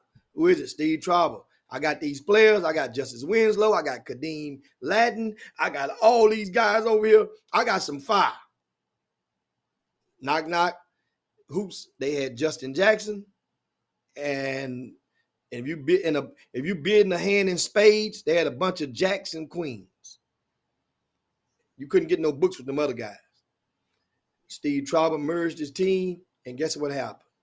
He had to let go of a couple of players who had thought, remind you, who had thought that they would go and be with playing basketball with these guys for the rest of their high school career in the grassroots setting. Sure did. Yeah. It made some of those kids, I know for a fact, they cried like babies. Right. Some of the parents cried. Right. Not because you got cut, you cried because the memories start to come afloat, and you think about all the great times you had, and you think about, and a lot of those parents got along so well. That's rare. That's another rare thing. Mm-hmm. Got along so well probably because everything was paid for. Yes, sir. You know, they rocked like that. Oh yeah, and he rode all the way through with that. And he had to let some of those guys go off that team. Gotcha. One of the guys who was his starting point guard, Hatter, you were starting point guard. The ETN. And not a single sneaker team in the area wanted him. At that time, we had the most sneaker teams in Houston that we ever had. Nobody wanted that point guard. He went from the starting guy on that team. But Junebug basketball, Jimmy, is different. When he got the big boy basketball, Jimmy. They were 15. They had just played 15 and under 16. I know, but it's time for big boy basketball. And he had went and was start on his varsity basketball team. Yeah. He was and this guy, understand? Yeah. This kid, it affected him indirectly or directly to the point where he didn't even want to play basketball anymore. No, he did. He went to start DJing. Yes, sir. Pretty good one at that.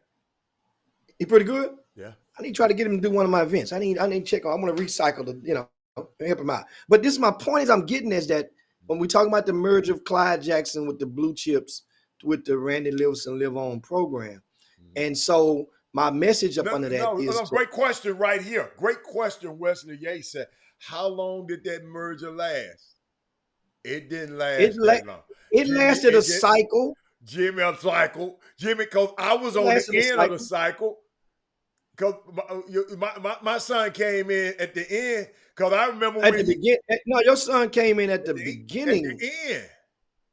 Because he older than them. Yeah. No. Your son came out in 2013. Yeah. Winslow came out 2014. Yeah, so that means your son was a grade. You're right. And before he came at the beginning of the cycle. At the beginning. I'm sorry.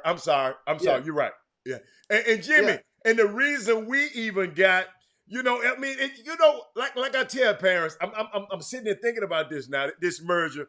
I don't even know, Jimmy, I didn't even think about the merger. All I knew is my damn son wanted to play on this damn team. And Jimmy went, I ain't gonna lie, Jimmy, you probably know more than I do.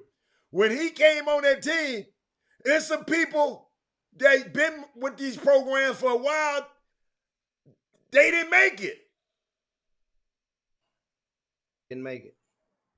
I didn't realize people was they had to stay down in the Junebug team on the 16 and unders. So it's just, man, this is a unique situation. A unique situation, man. But it don't. Let me tell you, Jimmy, you told me something long time ago, and maybe I need to bring this up again today. You told me, and it just helped me out so much. You said, man, if you can spend one, if these parents and these kids allow you to have them for one season, consider yourself lucky. Why did you tell me that, Jim? Because you told me with so much conviction. You said, Robert, these ain't your kids, man. But Jimmy, I did all of this for him. I did it. Jimmy, I did it. Hatter. If you get one season out of these kids and their parents, consider yourself lucky. I respected the process because I was mad. But when I understood that now one of them kids was mine, I thought all I done did for him, flew him all around the world. I mean, when we flew, we did everything first class with franchise. And it hurt because I loved the kid. But guess what? Jimmy said, Robert, if you can keep him for 1 year, you can. So guess what I did? If they leave, they leave. I just go replace their ass. Because I don't own nobody's kids. It hurt. But I don't own them people's kids, man. They got a right to go, and guess what? Still friends with one of those kids to this day. Because he and his family made a decision, Jimmy, for them. I was thinking about me. Let me repeat that, Jimmy, before people go, it goes over somebody's head. Those kids were thinking about them. All I was thinking about was my program and what I did for them. I never thought that the kid just said, hey, man, I want to go play. I want to go play with the Houston Hoops. I want to go to Duke, which I think he could have still went to Duke from franchise, because the last guy we had the year before, he went to North Carolina. So Jimmy, but Jimmy, I was thinking, guess what, Jimmy? But I realized when you told me that, you said, Rob, you can't force these folks to. And guess what? After that, hey man, all right. Hold up, Jimmy. Get what I did, Jimmy. I went over there. I saw another little player over there. I went over there and saw another little player. I mean, that's how you have to do this thing, man. So, I mean, to families do what's best for you. Because when it all be said back, when you go back and look at this thing, you'll never want nobody to say, man, I went over there, coach. I went over there, coach. Man, do what's best for you. When you go to college, you're going to do what's best for you. When one of them colleges, you ain't taking this whole damn team with you. You ain't taking, when you go wherever college you go, Jimmy, when Robert went to Cornell, not nobody from Houston came with him. Nobody on that team went with him. John Henson went to North Carolina. Rashid Suleiman went to Duke. He didn't take us with him. Parents. That's how this thing gonna be. So I'm just preparing you from when Jimmy told me that. That's how. I mean, you have to come on. I wasn't mad at nobody no more. But Jimmy, I want to let you in. I mean, come on in. You can comment on that. Why you tell me that? You guys, and that's right on. Mm-hmm. And so that's why I'm hoping I can saturate. So I let a lot of the parents know that it's going to be some people that's going to feel like, man, we're not even going to rock with you. And the thing is, do you really? And here's a question I have for a lot of you parents and a lot of you people of influence out there. And I like for you to start posing this question to others. Then I want to get to a couple of the questions that I see some of you guys have asked in the Boom Boom Room, and I address some of your questions. Here's the deal: do you rather? And here's the question. I know it's no right or wrong answer. Okay. Remember this: it's no right or wrong answer. So don't ask the question. It's how you present this question is probably gonna get the most honest of the answers. Okay. Do you want to be on the team or do you want to play? Do you want to be? Let's think of Division I basketball. If you don't understand let me go deeper with it. Let's take Division I for a second and go sideways. Let's move and go sideways. Let's go. Division I basketball. Do you just want to be on a team or do you want to play? Because if you want to play, then for some people out there, Division I basketball ain't where you need to be trying to go. So you get what I'm saying with this? So now back to this grassroots basketball. Do you want to be on the sneaker team or do you want to play on the sneaker team? Specifically start to play. It's not starting ain't as big of a deal because most sneaker teams don't go past 10 guys and they only play 8, 9 routinely. That 10th guy is a money kid, a politic kid. That's the more applicable word that's used to describe him. This is the question that I need you guys to start circulating out in the community, because a lot of people out there are some out there that really would just want their son to just be on the team. That's the parents not caring what the kid want. Because you need him to be on the team to help support your self-served ego. When you go out on the golf course, you're saying, what are you going to do this weekend, Sammy? Ooh, that's a good drive you just struck down that far away, boy. Where you going? Oh, we going to go to the EYBL. We're going to play. You know how you drop names. We're going to play Kevin Durant, them team. We're going to play LeBron, them. We're going to play Chris Paul, them. I'll get to see him. I'll tell him you said hi. Okay. I got you, Jimmy. When you go to church and you ain't been there in 3-4 weeks, and ask, what up, man? I've been out of town. You know, look, Johnny ain't been playing. We on this we on this Under Armour circuit. We gonna play with Steph Curry. We got to go play Steph Curry. And I had been gone, had to go hang out with them guys, and and all that. You see, so that means that you're justifying why you ain't. Because you ain't getting to church on Sunday. Jimmy, I swear to God, Jimmy, you telling me some parents be doing that? What? Keep going. You guys, give me a thumbs up or 100 or hit me something if you know I'm hitting. If you guys know that I'm hitting on it right now with what I'm talking about, and you know what I'm talking about. Parents be bragging about their kid playing just on the damn team. Yes, you got to go out of town.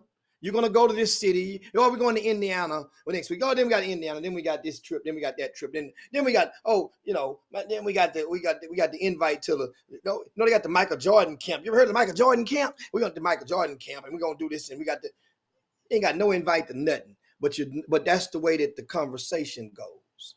When the grown folk is feeding I'm done. And their self-serving ego. You hadn't talked to your kid at all to ask him one damn time, are you okay if we do this with you riding this bench? Are you okay with that? Because truth be told, some parents ain't okay with their kid riding the bench for the first time. And those are parents that eventually reality will correct them one way or another. Then there's other parents that's okay with their kid riding the bench because he can learn something and he can grow out of it and the opportunity can present itself. But if they know the son is okay, now the thing is, being okay with the possibility versus settling for it, you don't want your kid to ever settle for that. Just understand, if they understand what they're facing, then they mean they still got, and your son, your daughter, they got to fight inside of them to keep fighting. I'm going to play more. They got me on the bench now. It's cool. I'm going to play more. Do you understand, guys? There have been McDonald's All-Americans that have rode the bench on their grassroots teams. There have been guys that are playing the NBA that were not starters or were not the focal points of their NBA team, of their summer grassroots teams. Jimmy, Patrick Williams was a lottery pick and was coming off the bench at Florida State. Keep going. Coming off the bench. Guys, so that's the thing. How did we get here, Jimmy? How did we get here? Well, because I was setting up a message to the parents out there, because a lot of the parents from the Blue Chips organization, a lot of the parents from Live On is going to be pissed off now because their sons won't be invited to be a part of this merger. Okay. And they're going to realize and understand these teams are trying to get better. They're trying to win. Yeah. They're making a merger. Mergers are done, created to create a powerful, something more powerful than it was fragmented apart. Absolutely. Absolutely. Absolutely. And it is what it is. Guess what? If your baby plays 16s and 17s with those programs, somebody that played 16s last year that started for Live On, they may not be start. I would be surprised, or would not be surprised, if it no more than maybe 3 or maybe 4 players from the Live On before. But it depends on, it's contingent on what Clyde is going to be, who all is going to go along with them. That's phase 2 of it. Mm-hmm. Just because, you know how many times people go and advertise and market different players all the time? Man, I got this player, I got that player, I got this player, I got that player. Then you go, you get ready to show up. Ain't none of them players with you. I hear it all the time at the spring icebreaker. Everybody tells me who they got. Man, we're gonna be loaded. We got this guy, he came to one practice. Show up on a Tuesday or Thursday night, and you rocking. But guess what happened, Hannah? You know what the most important Thursday, the most important practice is? That Thursday night before the spring icebreaker starts. Jimmy. Or that Tuesday. When you realize that kid ain't at your practice. I've been there. Hey, y'all. And you look on social media now, because they can't hold water. Back then, we didn't have it. Jimmy, I've been there. On social media, that kid showing his new box of shoes he got from his new program. Or they talking about how he showed off at practice the other night when he told you his stomach was hurting. Right? He had to babysit. He had some homework to do. Darryl Garrett, I've been there. Your heart just dropped. Hold up. Coach, you at practice over here, somebody text you and say, hey, man, dude over here. I said, wow. Dude.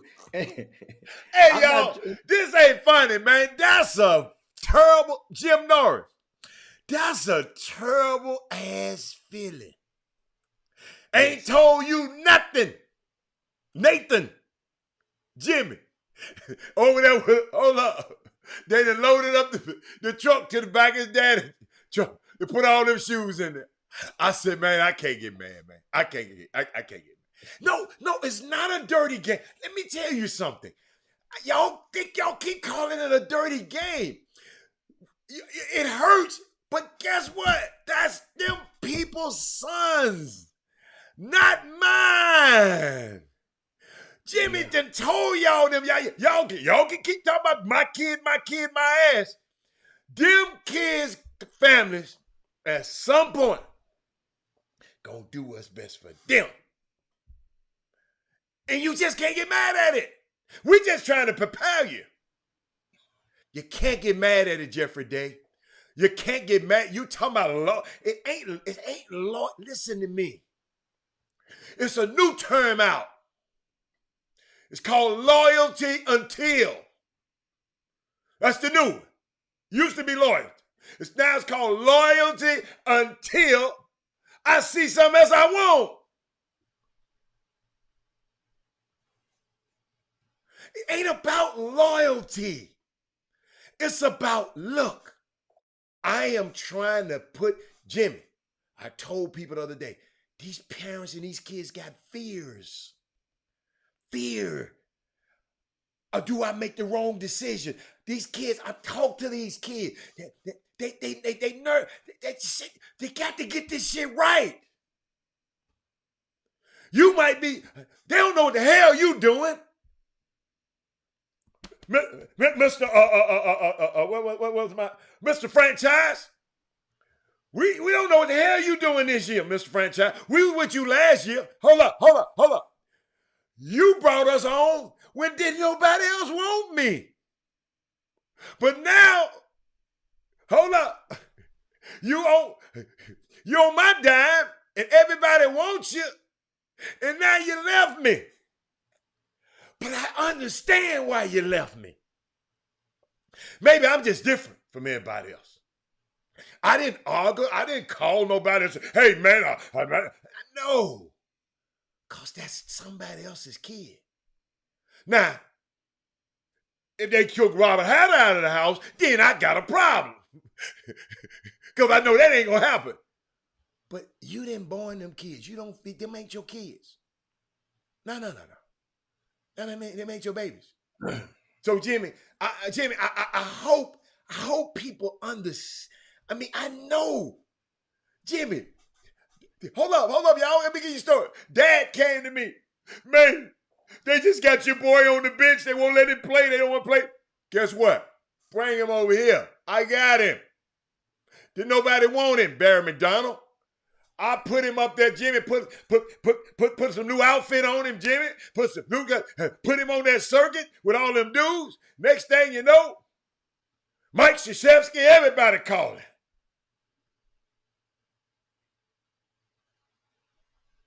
And guess what?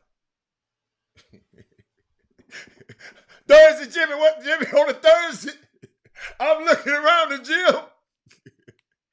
He went at the gym the next year. The next year, he wasn't at the gym. His ass done blew. I done blew his ass up out the water. Hold up. Walter Yates, he ain't at the gym. Somebody text me. Oh, I know where he is. I said, wow. Still love that family to this day. Because I didn't look at it as dirty. I look at it as, hey, only thing I could say was dirty, you should have told me you was going. Maybe you should have told me, but you really don't owe me that. They don't owe you that. Come on, Jimmy, you really don't owe me that. They don't owe you that, huh? No, go do what's best for you and your son. Cause guess what? I'm sure we're gonna do what's best for me and mine. Think about it. Relationships. Okay. So when the last time you told one chick, I'm about to go, I met this other chick. I just met her last night. We hung out. I think I might go out with her again. No, I ain't doing it. You're right. Relationships don't end like that. Absolutely. You're right. Absolutely. You're right. You're absolutely You approach this stuff. That's why I said I gave the best advice. I can explain to a lot of you parents out there.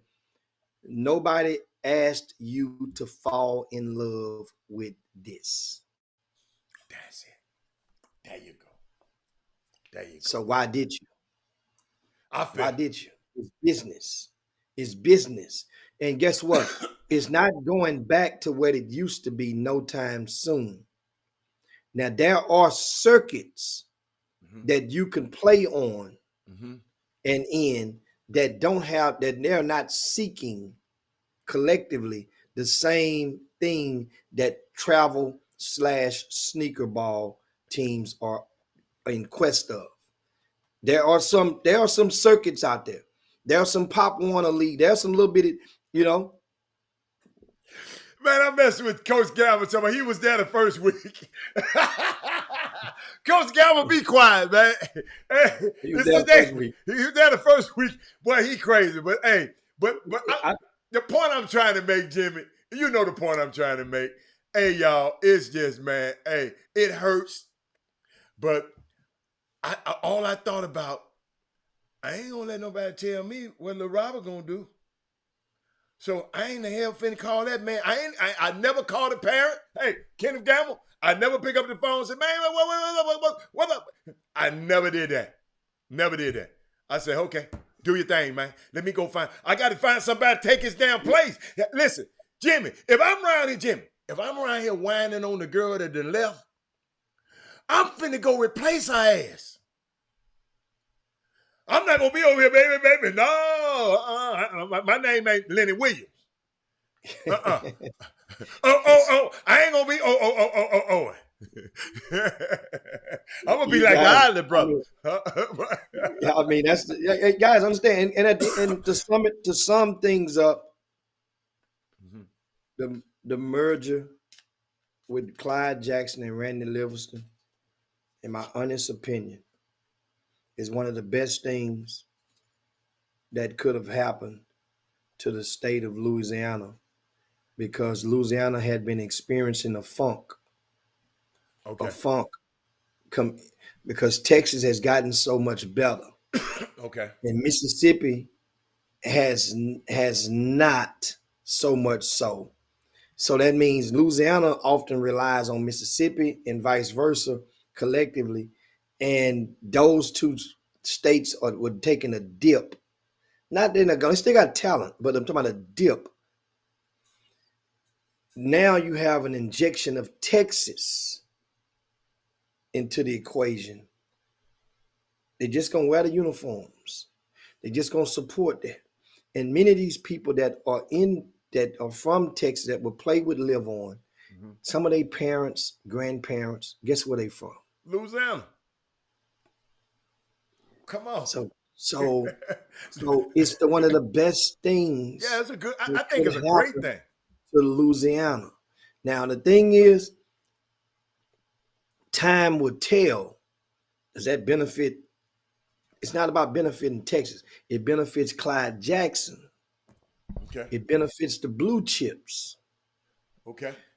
But it benefits Randy Livingston. Yeah. And So his all of program. them benefit. And like I said in the beginning, Jimmy, I just hope know those who labor among you.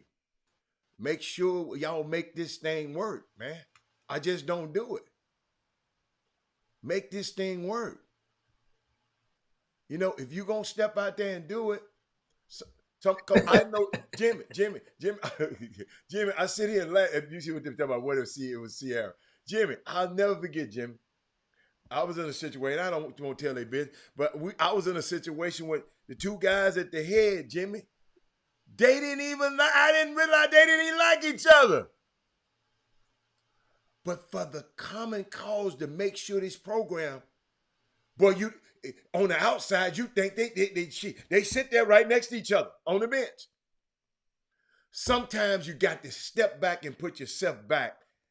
When you're making moves like this, sometimes you got to understand there's gonna always be compromise.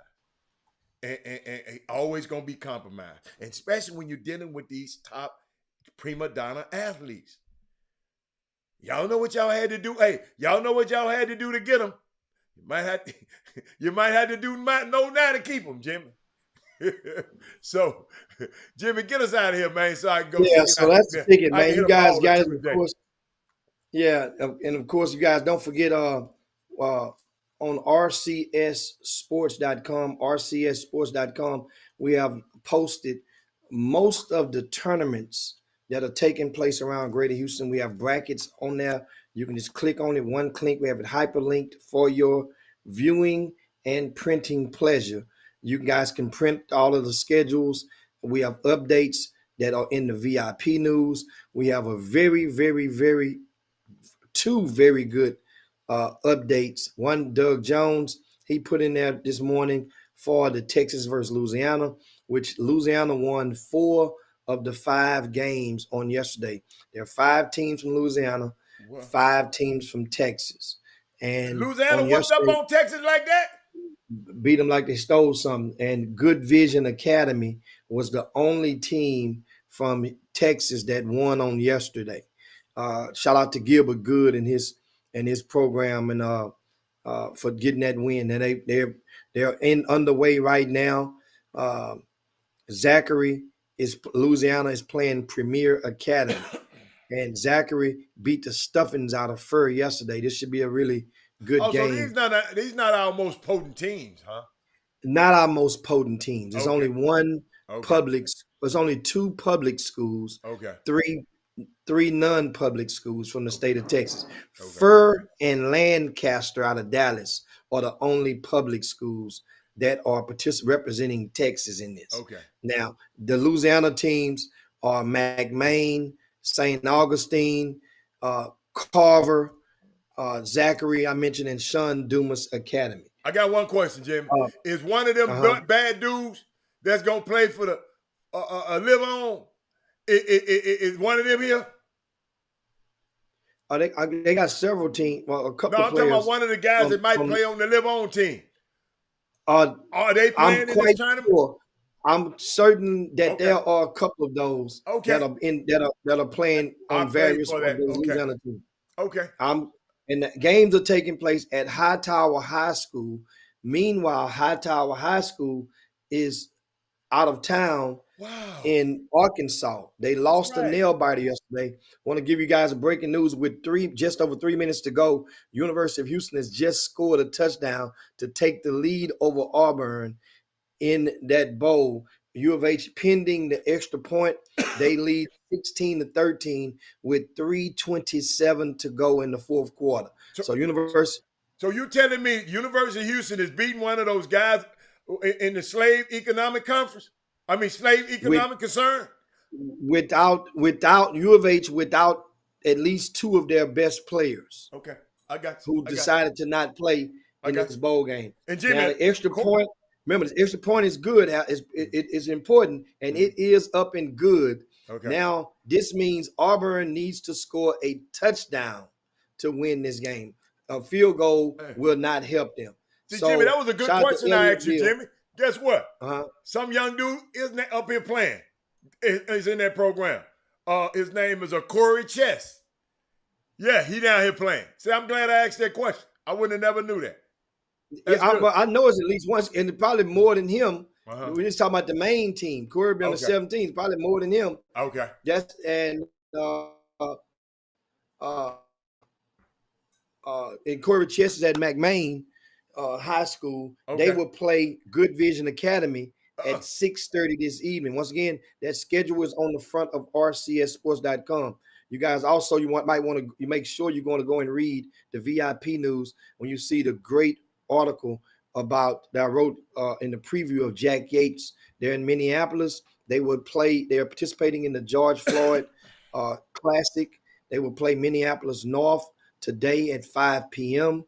I will provide you guys with updates from that game. And then there's another game at 7:30. That's a hell of a gap in between, Howler.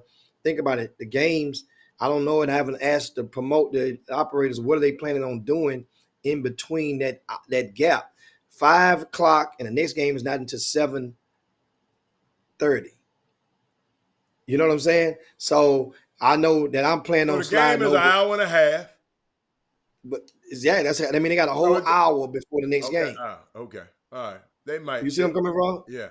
Okay. So we're going. So get them right. I'm planning on going and checking out New York Knicks, Quentin Grimes, Daniel House, and of course Damian Dotson is among 3 of the 4 Texas-based players, and also they say United got a tough one today. Who they play? Because they beat somebody by 1,000 the other day. Yeah, Beaumont United is in Arkansas, along with Goose Creek Memorial. Both Goose Creek and Beaumont United picked up wins yesterday, and they advanced to the right bracket. Beaumont United is on pace. I think they're going to play. They're on the same bracket. They can meet up with I think North Little Rock on that side of the bracket. I don't have it in front of me, but Beaumont United, Terrence Arsenault, who sprung that ankle. I mean, we thought it was an ankle sprain. It looked like an ankle sprain last week when they were playing against Crosby, but it's a shin. It was a slight shin injury. So he's still pushing through. You see what Jeffrey Day said? They got to clean for COVID on y'all little nasty ass for the next game to come in up north. They're going to have to clean y'all. They got to fumigate y'all out of that first one and get back in. But hey, thanks, G-Day. Guess what? They ain't got to worry about me because I'm going to be going over downtown to the Target Center to catch them. I'm going to go over there. And I already told them I'm going to have my feet on I got to have my feet on the wood. I got to have my feet on the wood tonight. Hey, how they had me? They had me on row 5. On row 5 last night. That's too far back. Too far back. Row 5. I got to be here what they saying in the huddle. You're going to be in there with them super spreaders tonight. Yeah. No, when you down there, you got different color chairs. They got different kind of chairs down on the floor. I need them. Shout out to my man, Mastermind. Look at that. He put the super chat on there, Jimmy. Boy, I love. Hey, Mastermind is the main man. That's the man. What he got for us? What he got for us? He got the super chat. He said, "This is for the intellectual property you guys give for free." Man, thank you so much, man. Let me put you back up on the screen. Yeah, thanks a bunch, Masterminds. We starting to move the needle, and we get you guys now to share the show. Yeah. And that would be a great thing. Maybe something that we said today in this conversation can help somebody to understand or help motivate them or enlighten them to push forward and to navigate through some of the rigors of what they could be have faced in the past or maybe possibly facing in the upcoming months.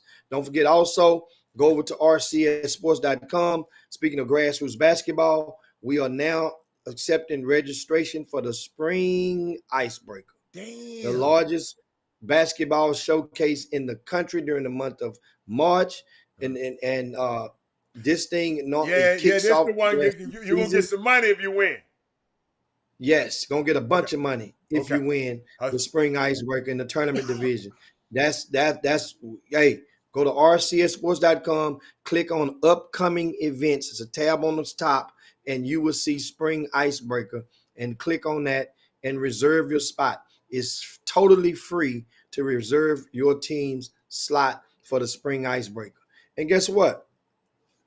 It's you guys know the Spring Icebreaker is tested and proven throughout the years. And if you know something is good, if it ain't broke, then why fix it? Let's make it happen then. Yeah, we got to get up out of here, guys. It's time to slide down Dino's back and y'all do this thing. Once again, I'm about to go and check out and what I missed and follow Jones, Jeffrey Day, and Jeffrey Day is over at the Second Baptist High School. Okay.